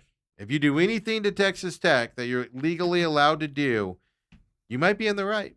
But you also could be in litigation for the next 6, 7, 8 years with a booster, with Texas Tech itself. Do you want to go through that is the question. Well, Dale, and then Oklahoma's AG, which my favorite part was, a very popular college football writer, the Oklahoma AG, Attorney General, sent a letter to the Big 12, or sent a letter to somebody saying, you better admonish Texas Tech, and do it. And then a really smart, big college football writer said, I thought Oklahoma left the Big 12. The moron forgot, Oklahoma State's still in the Big 12. Wow, Dillinger, what is wrong with you? So the whole thing here is, and again, a lot why I don't respond on Twitter or some of the Facebook idiot posts I see. Usually I'll just remove them. Those are usually mine. I've tried, for some reason I decline, get rid of. We won't do that for you. But you've got skeletons in your closet. Everybody does. And if you're talking to the University of Texas, you're talking to the University of Oklahoma, you're talking about Oklahoma State, everybody's got skeletons. Now, this is the flavor of the day. Do I agree with the decision to allow them to play? No. Yeah. Because this is gambling. But do I agree with things that other schools have done over the years? No. Mm-hmm. You deal with it. SEC. You don't like it because they win. And you're not going to keep. There could be 2 SEC teams. They were NIL before. They were NIL before NIL was legal. That's going to be my crowning day of achievement when 2 SEC teams play in the World Series. Well, we'll talk about that here in a minute. How that won't be happening this year. Oh, it will be. But the biggest thing here's what's fascinating by me, because I kind of alluded to this last week, and then it happened.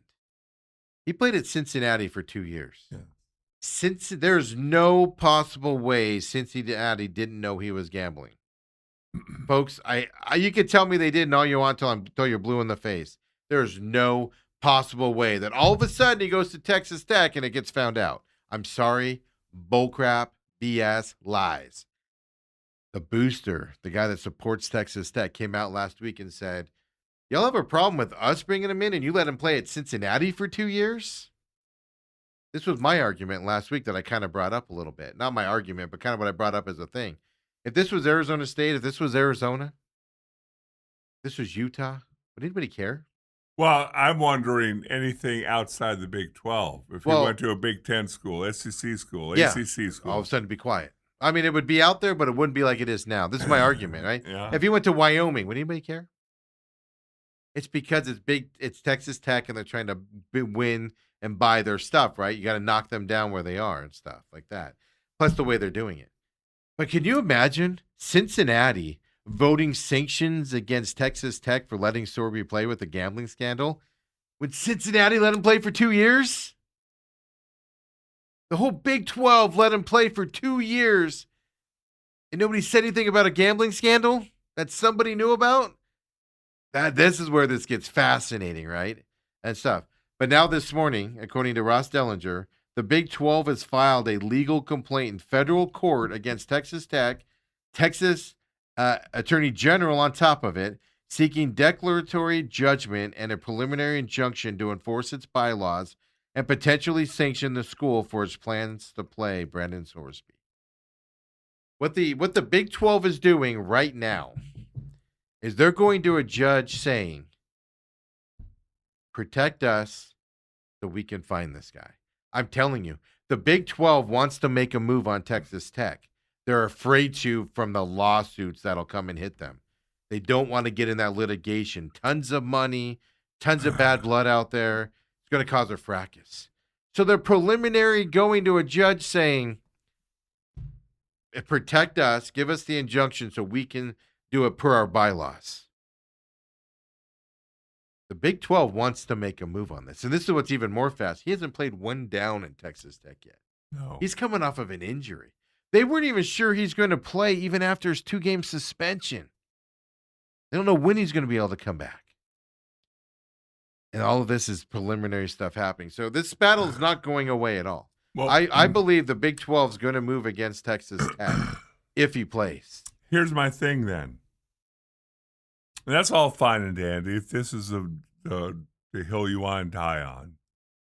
What happens when the next scandal comes along? No, this is the issue. What happens when the next scandal comes along? Because there will be another scandal. Well, I think the other reason why everybody's fighting this even more so is because gambling is that bedrock that you don't cross. And I'm 100% behind you. So I think that's why everybody's on this. So because right now, if another player goes to this, you can go to court, get it expended, and move on. You can squash this precedent with all of these methods and stuff to get at that point. I think that's why it's being pushed so hard. So maybe it sounds like I'm standing up for Sorsby, which I'm not. Again, any place I've ever been in athletics, no gambling, no gambling, no gambling, no gambling, no gambling. Yeah, and he was doing it at Cincinnati, and they didn't say a word. And he goes to in-conference school, transfers, and now all of a sudden it becomes for public. Big money. Yep. Yeah, I'm telling. I just somebody in Cincinnati. I'm not saying Cincinnati themselves. Somebody in Cincinnati's orbits. Let that leak out.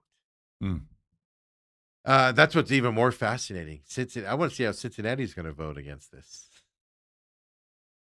By the way, the booster guys already pointed that out. What are you guys mad at us for? You played at Cincinnati for 2 years. What are you mad at us for? Now, what happens if he goes out and sucks? Well, this is the fascinating thing, Dale.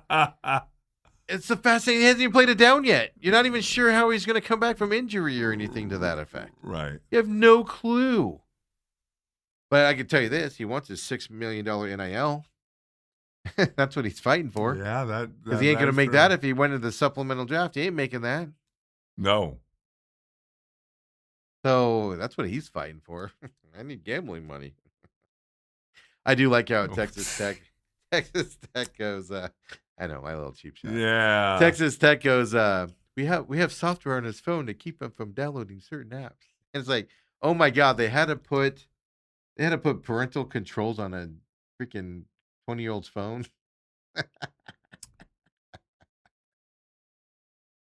So I don't know, something to this is not going away. And if you ask for a preliminary injunction for protection, that tells me they want to act on it. Now, I'm not sure Big 12 will act on it until he plays. Because right now, what's the harm if he's eligible? I don't think you get harmed until he actually goes in and plays. So you might not see a reaction until September. Unless you're saying we want to get out ahead of it. Yeah. I don't know how you can do that. Because if you're a judge, you go, so he's eligible to play. Is he going to play? And they go, I don't know. He's injured. We don't know when he's going to come back. And you go, okay, well, so what are we complaining about here? Because they already ruled on the eligibility. So what are you asking for? Well, he can't play. Well, this court said he could. The hearing's in February. Okay, well, we don't want him to. Okay. What happens if he sucks? You might want him to play. But that's what it is they want to do sanctions against Texas Tech and stuff like that. Now, I'm just telling you can do it. They have the bylaws to do it. I've actually been convinced by people smarter than me that have looked into this that they can do sanctions. The Big 12 can sanction individual schools for not doing the good of the conference. They can do it. It's just you've got to be prepared for giant lawsuits coming your way afterwards as well. The breaking news in basketball, the Bulls are finalizing the hire of Tiago Splitter to be the team's new head coach. Splitter. He was the interim coach of the Blazers after that Chauncey Billups situation. Yeah. That happened there. So he is getting a job based off of that interim move as well. And when we come back here, let's get into it. I have that stat for you on the Spurs and how monumentally blown saves or blown game they did. Was it youth? Inexperience? Are the Knicks just that good is the question, right? We'll talk NHL as well. College World Series, get you updated on that. Then Major League Baseball. Yeah. Well, you got a lot to pack in, Steve. SEC. Talk about it. Come on back. Main event.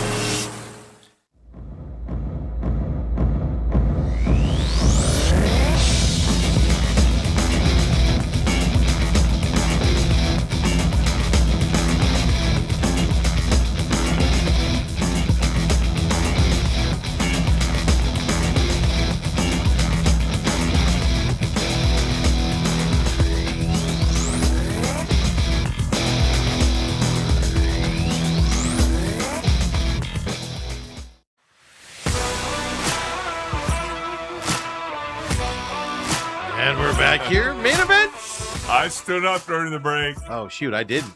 Watch didn't tell me. I am bothered here. We got to fix this. I think we have a sinkhole behind us. I'm going to point this out. People are going to get annoyed by me. Look at my bricks. They're like getting worse. They slant down. Look at that. Getting worse. Maybe you always lean to your left. No, we must have. No, look, straight up. Somebody must have hit something, or Ethan. The construction people did something to my bricks back there. We got to get that fixed. Come on, Ethan. Yours are all straight. Mine are crooked. Just like me. Maybe you might need some V8 or something. Project to work on here today because it's been bothering me all show. Now that I pointed out to everybody, they're going to be bothered by it as well, I guess, is the big question. By the way, 47-page federal lawsuit I just found out as well. I'll be reading that here in a little bit coming up here as well from that. So Robert said, you said sports and mentioned the Knicks. I thought that was ballet. Robert also says, Helly's quickness is something to behold. That gnat will live to be 100. Get your butt in here and you kill this thing. It was flying around me. I went over to Dale. It was flying around me from McCollum on business. And it's like, what the heck, dude? Robert says Ryan Clark's next salient point will be his first. Schnechnader, I think is how you say that Rattlers. Don't even try it. Now that I saw it. That's the problem. You spelled it, and I'm like, no, don't even try it. I remember him. No, I remember him too. It's like you trying to pronounce some MMA fighter. Robert says federal court lessens the chance of a tech judge. Well, while that is true, the federal one though is I'll put money on it that Tech and the Texas Attorney General did not expect a 47-page federal lawsuit on Monday morning when they pulled their shenanigans on Friday. That's a quick turnaround. Well, and understand the judge, in all fairness, who made the judgment, went to TCU and UTA or something like that. Yeah, he went to 2 other schools. Yeah. So. But if you appeal it up from that, this is going to become a giant mess. Will it lead to changes? Is my question going forward. Really quick, Knicks win the series championship, first time in 53 years. I'm not sure if New York still exists today, or if there's a guy named Snake running around there escaping from New York today. Yeah, there's a reference for you, Dale. Hope you can figure a singer? Out. This singer. I even said the name of the movie in my comment there, and you still didn't get it. Killing me here. Are the Knicks that good? I had to turn off. I couldn't handle the Brunson crying. I couldn't handle because Brunson's dad's on the coaching staff. I couldn't handle his dad is the greatest guy since sliced bread and got him to this point. It's like, I get it. Brunson did do this, though. Brunson took less money to stay with the Knicks, to go to the Knicks, to get that team better. And it worked out for him. Good for him. That is the way to do it. The guys that command all the money, your team generally doesn't play well around you, and it's harder to win championships than the guys that take less and allow a team to come around them that he wants there. And Brunson did it that way. I will give him 1,000% credit for that. And he's, if not the best player in basketball, he's definitely top 3. I love me some Jalen Brunson. What I've figured out is I am drawn to Villanova guys. Well, all of them were on the Knicks. The 3 of them were, and again, you just look around the league, a lot of them are not the best players. But they're tough. But they're all tough. They're all skilled. They're all good, solid dudes. Yep. And that's a testament to that coach. I forgot his name, who retired. But when they were in national championships. Oh, at Villanova? Yeah. I can see his dark, thick hair and coach forever. But anyway, can't take anything away. Weird thing to picture. Can't take anything away from the Knicks. The Spurs, I think they're going to be a problem to deal with. Yeah. I think they're young enough that this will be a learning experience. They'll be better next year. Yeah, but De'Aaron Fox unfollowing them on social media. I mean, what is it? He's still got a couple years left on his contract. Yeah. What? 2 days after the champion, they get eliminated. He unfollows them, and again, you and I are of the age where it's like, well, I just unfollow people because they said something stupid or whatever. Fox and his wife unfollowed the Spurs on Instagram. And I think the first time it ever came into my mind like that is something unfollowing was when Kyler Murray. Yeah, that's what the young kids do. Was the first time I'm like, hold on. Yeah. That's a thing? That's how grown people now. You send it. Well, that way you don't have to go in front of a microphone and complain about it and all that. You just unfollow and then somebody finds it. Yeah. I will say this. I wonder. You have to wonder if he's mad because nobody really went to his defense after what was that Game 4 when the layup and some things he had messed up and things to that effect. It wasn't all on him. I would argue Wemby was more of a problem than De'Aaron Fox was at times in that series. Anytime you give up a 30-point lead, it's not one person. No, exactly. That's a good way of putting it. But I don't know. I find that interesting. But I agree with you. I mean, the Spurs are poised to go. I just think this is inexperienced, young team. They went up against a team much like the Knights did. We'll talk about that in a minute. A team that can score at will. And I thought the Spurs defense would keep the Spurs from doing it. What the New York Knicks showed us is it was not a fluke throughout the whole playoffs that they could go on 30-0 runs. That was not a fluke. That wasn't the competition they were playing. They could go on 30-0 runs. They could go on huge runs to beat you, come back from big deficits. And that's what the Knicks were, and that's what the Knicks did. Now, that's the difference here. The Spurs, I think, will be around in this position for the next 2, 3, 4 years, even if there is a De'Aaron Fox problem. They have enough talent on this team to stay around for a while. I'm not sure the Knicks have that staying power. The reason why? Shooting. The Knicks had to rely on coming back in some of these games and pinpoint shooting. That goes away. Well, it's hard to keep that up consistently. What the Knicks did is a double-edged sword. Number one, shows we're the most resilient team maybe in the history of the NBA. Yes. But we're also the team that it's like when you hear of a quarterback, oh, he's got the most fourth quarter comebacks in the NFL. Well, that means he's also the quarterback to get in that deficit. Exactly. He's probably turning the ball over left and right. Right. And yeah, Brett Favre had a ton of interceptions. Yeah, but he won a lot of games late, too. Right. Most fourth quarter, I think it's the most ridiculous ever. But same thing with the Knicks. They had a double-digit deficit in every game. Yeah, they had no business winning that. And the reason why they could was they were able to shoot the ball. Can you keep that sustained level of shooting up for 3-4 years? I don't think you can. Well, I don't think they're worried about 3 to 4 years. No, they're happy about it now. I'm just saying if you're projecting it out. Yeah. It's not a knock on the Knicks. It's just that style, they just did everything right this year. It was their time, right, to get there. Here's the other side of it, the Spurs. I mean, the reason why I thought the Spurs were going to win in that game the other night, especially if they got a lead and the Knicks started putting pressure on them, was because that's how they lost these games, right? ESPN Analytics, in the 4 games the Spurs lost in the NBA Finals, they had a 91.6% chance of winning Game 1. They were up 13 points midway through the third. 72.8% chance of winning Game 2. They were up 2 points with 1 minute left in the fourth. Then in Game 4, they, of course, won Game 3. 99.6% chance of winning Game 4, up 20 points with 9:33 left in the fourth. Then a 95.4% chance of winning Game 5, up 10 points with 7:54 left in the fourth. A team that was just hot, could come back, got all that momentum, hits their shots, and a team, I think it was inexperienced. Like I said, I told you in Game 4, I don't think that coaching staff had the experience to be in that situation. They looked like they were unsure what to do. The players looked like they were unsure what to do also. So it is fun to watch. I mean, the Spurs will be back. I have no doubt about it, but you got to give congrats. As much as I hate the Knicks, congrats to them. 53 years. And I hate the Spurs more than probably any professional sports team.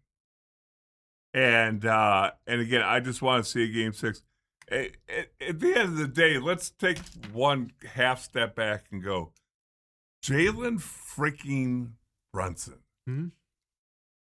The Mavericks had him and Luka. Mark Cuban said, "You're not worth the money New York's paying you. Have a good day." Okay, that the Brunson thing was part of that.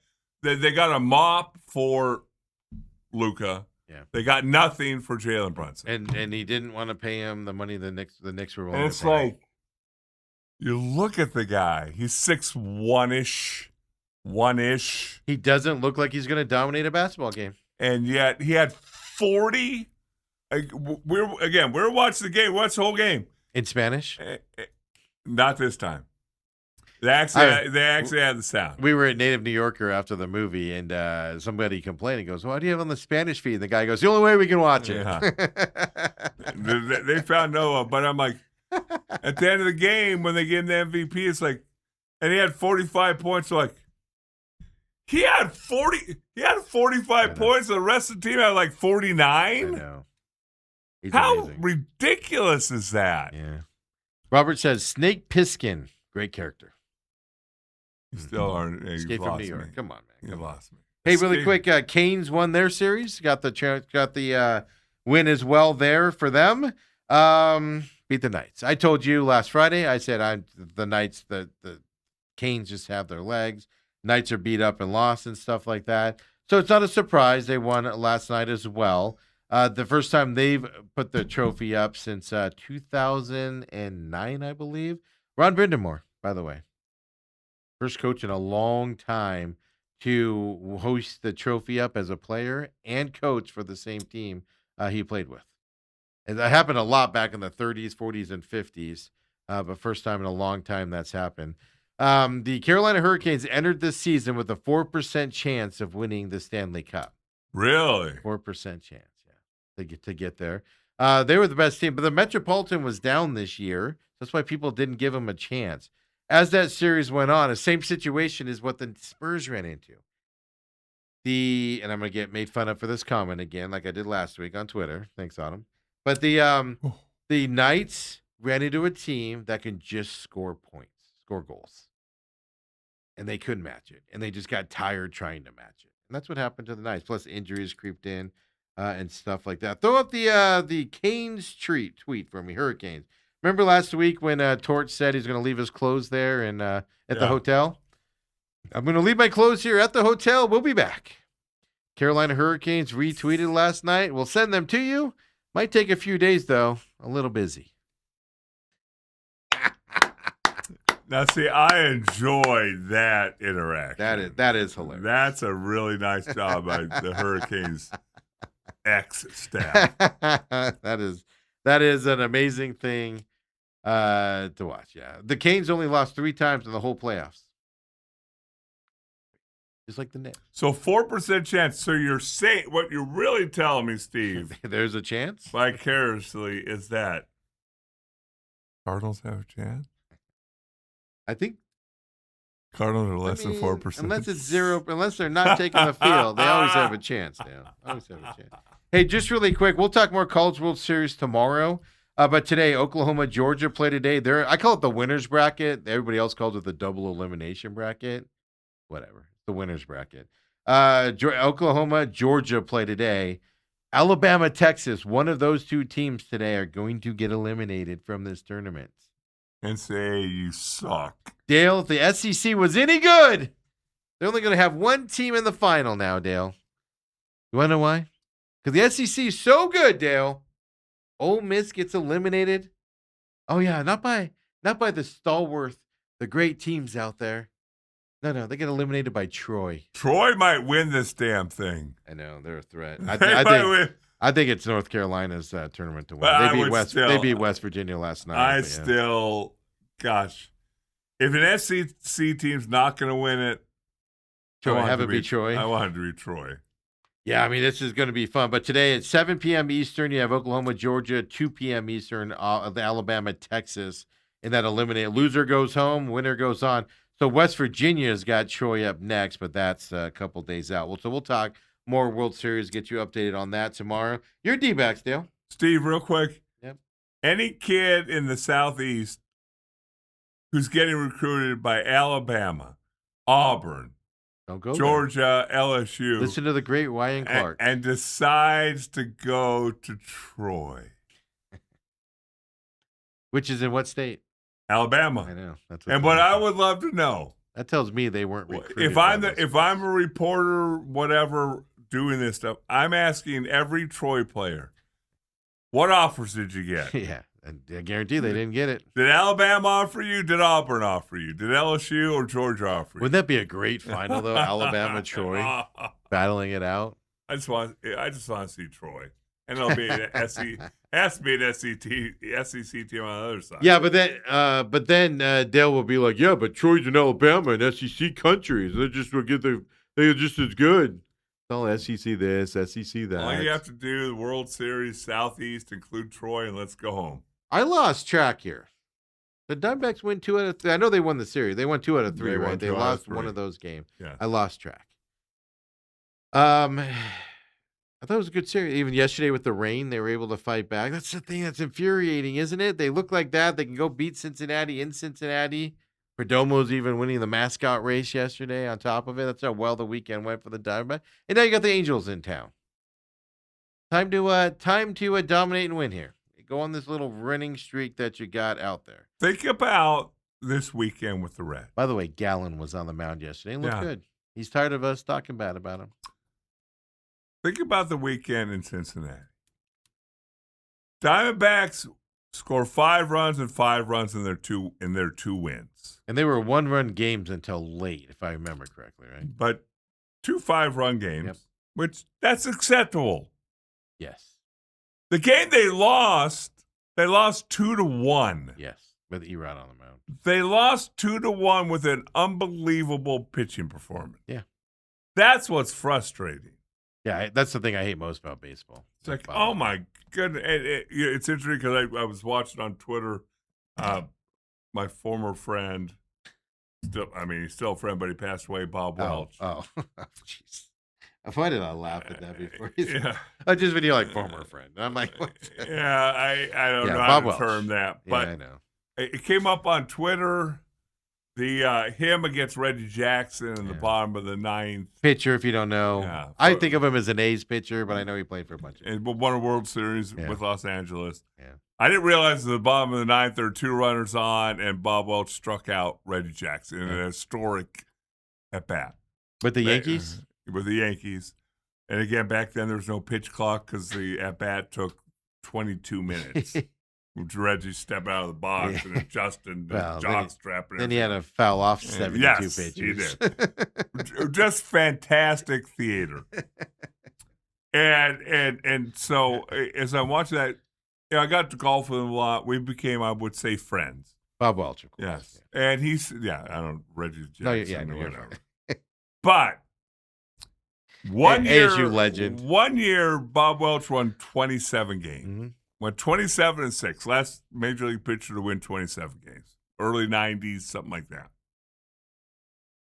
The next year he went 16-14. And he said, Dale, I promise you, I pitched better in the 16-14 year. Because in the 27-6 year, I give up 4, we score 5. Yeah. I give up 5, we score 6. Yeah. I give up 2, we scored 3. And in the 16-14 year, I give up 1, we don't score. Yeah. Or I give up 3, we score 2. Yeah. And it's just fascinating if you actually sit down and think about that. They had that problem with Randy Johnson here. Yeah. After that World Series year, Randy would go out there and lose games 1-0. Yeah. 2-0, stuff like that. No, that's why I don't pay attention to win-loss records with pitchers. Is because for a lot of those reasons there. But it's frustrating as all heck, especially when it happens a lot, and it happens a lot with the running to the scorer position type of stuff as well. But you got the Angels in town now for 3, right? Then you got Minnesota coming in after that as well. But home for the Angels, 640, 1240 here coming up. But, you got to give credit here to Zach Gallen yesterday, rebounding. I'm going to call it a rebound. Mm-hmm. In Cincinnati, the humidity, the rain, all of that stuff. Doesn't get the decision, but does pitch a good game yesterday, and everything looked almost like his old self again out there. And that's not a good environment with all the moisture there and the humidity to pitch it from that perspective. So you got to give him credit there as well. Perdomo, I think like he's kind of coming out of it a little bit. But the MLB.com did a thing, MLB team's biggest surprise so far in 2026. Dale, what do you think they said the Diamondbacks player that's the biggest surprise? The guy that just sent down? Oh, Waldschmidt? No. Soroka. Well, you'd say either Soroka or Erod. See, I would pick Erod over Soroka. I would, but they're right there. It's one of those two guys. Yeah. Biggest surprise of the year. Then I would go to those young guys, that are kind of playing well and stuff like that. But an all-star and runner-up in NL Rookie of the Year at the Braves in 2019. People forget how young Soroka is as well. He missed the couple campaigns with a torn Achilles, a couple years on that as well. Then the Braves, White Sox, National Cubs did not pitch well with them. But this year he's dominating again for a comeback. So him or Erod, to me, I would agree with that.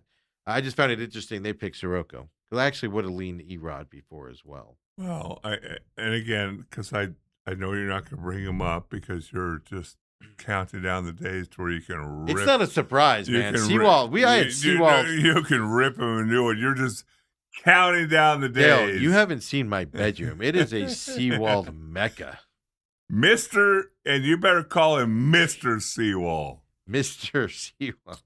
ERA of 3, another inning pitch, no hits, no runs, strikeout, and a base on balls. 17 saves. I think that makes him 17 for 18, Steve. Yeah, he's only lost one. 17 of 18. And I'm going to give you the platform. I want you to spend 30 seconds on singing the praises. We don't have time for that here today, folks. Maybe we'll have time tomorrow for that as well. Because you did bring up, throw up the wild card standings really quick here. See who? Seawald. There's the good news. With the way they played in Cincinnati, 2 out of 3, they were able to keep the Reds at bay behind them, which is a big deal. Keep as many teams behind you as possible, but they're one game above 500 for your Arizona Diamondbacks, the 500 team that wants to be out there. We got the Angels coming up here. So look, you'll be able to go see. I'm pretty sure. What's his name's back in the Angels lineup now. You want to go see him? He's worth the price of admission. That I just completely forgot his name. What's his name? The big guy. Holy cow! What is wrong with me? At the end of Come the show? on, Well, man. it's only because 2 things here I want to bring up. Torey Lovello got his 700th win as a Diamondbacks manager. Yeah. Everybody's celebrating. You know what that means, Dale? What's that? He's been here a long time. Yeah. That's a lot of wins. He had 20 loss season. He still has 700 wins. Are you trying to think of the name Mike Trout? Mike Trout. Thank you. The face of Major League Baseball. Worth the price of admission. I was trying to remember if he's back or if he's still injured. I grew up an Angels fan. That's where I was born, was right by that area, and I've always been kind of an Angels fan as a kid. And I used to watch their games, good or bad, didn't care. And I've gotten to the point, Dale, where I would rather have a nail shoved deep into my eyeball before I turn on an Angels game on MLB package. Wow. It is. An Arizona alum, Artie Moreno, has ruined that franchise and that team. It's not because he had to spend money. It's because he's in Arizona. It's because he went to Arizona. He doesn't know the talent. Convinced of it. So congratulations to Torey Lovello, 700th win for him. AJ Puck hurt himself in his rehab assignment. Have to shut him down again. You were on Twitter. Real quick, Trout has played in 71 of 72 Angel games. Yeah, he got hit, and I know he came back fairly quick, but I wasn't. Okay. I said I have not followed the Angels. I have not watched an Angel games this year. I think I've watched 2 Angel games all year long. Okay. No desire to support that Arizona alone. But what you're getting into? So we've lost the stud starting pitcher for the year. Well, maybe he might be back in September. Yeah, whatever. But it's pushed back. And AJ Puck now. Yep. And you were on Twitter this weekend yelling and screaming about the training staff. I was yelling and You're doing all caps. First of all, I was not. Okay, and now I know, Jack Summers, your best follow for Diamondbacks beat writers are the Diamondbacks on SI Guys, folks. The best. But Jack I felt almost like I was being attacked by Mr. Summers. Because he's just retweeting all these other fandoms where guys get hurt coming back from rehab, and first comment is, fire the training staff. No, I didn't. I stay out of that stuff. Okay. What he is failing to show here is, yes, it happens to every team. 100%. And I haven't done the research. I read his article. I did all this stuff on it. I went that far to do the research. And it happens to every team. Braves are experiencing it right now. And every fan goes, fire the training staff. I'm sorry. And I haven't done such a deep dive on it. So if the Braves had one guy that got re-injured coming off of injury list as a pitcher. One guy. But we've had 2, 3. It happened last year. Happened the year before. Happened the year before. It happens to all teams. I'm not saying it doesn't. But what? They were in their rehab assignments. Everything's going fine. And all of a sudden, whoops. It is an interesting dynamic. What's the easiest way? I say this about the Baltimore Ravens and John Harbaugh. Now you're seeing a wide receiver for the Giants, which Harbaugh's team blows out his Achilles or ACL or something in spring ball. You can't tell me there's something inherent in the program. I'm not saying causes it, but why this continues to happen. We have years of track records of it. That's all I'm saying. And again, it goes back to my thing, Dale. When things, and there's a pattern of things happening, from guys not hitting to injuries on guys coming out of the IL to guys struggling when they come off the IL, change something. Anything. Anything. Change something. They don't do it. And we keep getting the same results. That's my rebuttal to Jack Summers and his group. Is it happens everywhere. But change something because it keeps happening on guys you're supposed to get back. They're ready to come back. They're doing their final stretch of stuff and get re-injured. It's weird that it happens. Steve, why is Waldschmidt back in AAA batting .260 while your boy, your favorite child, your golden child, because we got to have Lourdes Gurriel, Pavin Smith, and then oh yeah, Pavin Smith, Pavin frickin' Smith. Well, I'll tell you why. He's batting what? He's batting no, that's a real number. That's the real number. He's batting 103. Yeah, it's getting worse. 103. Dale, it's gone down since he's been back. It was already atrocious, and now it's worse. And you're advocating for keeping Pavin Smith up and sending Ryan Schmidt.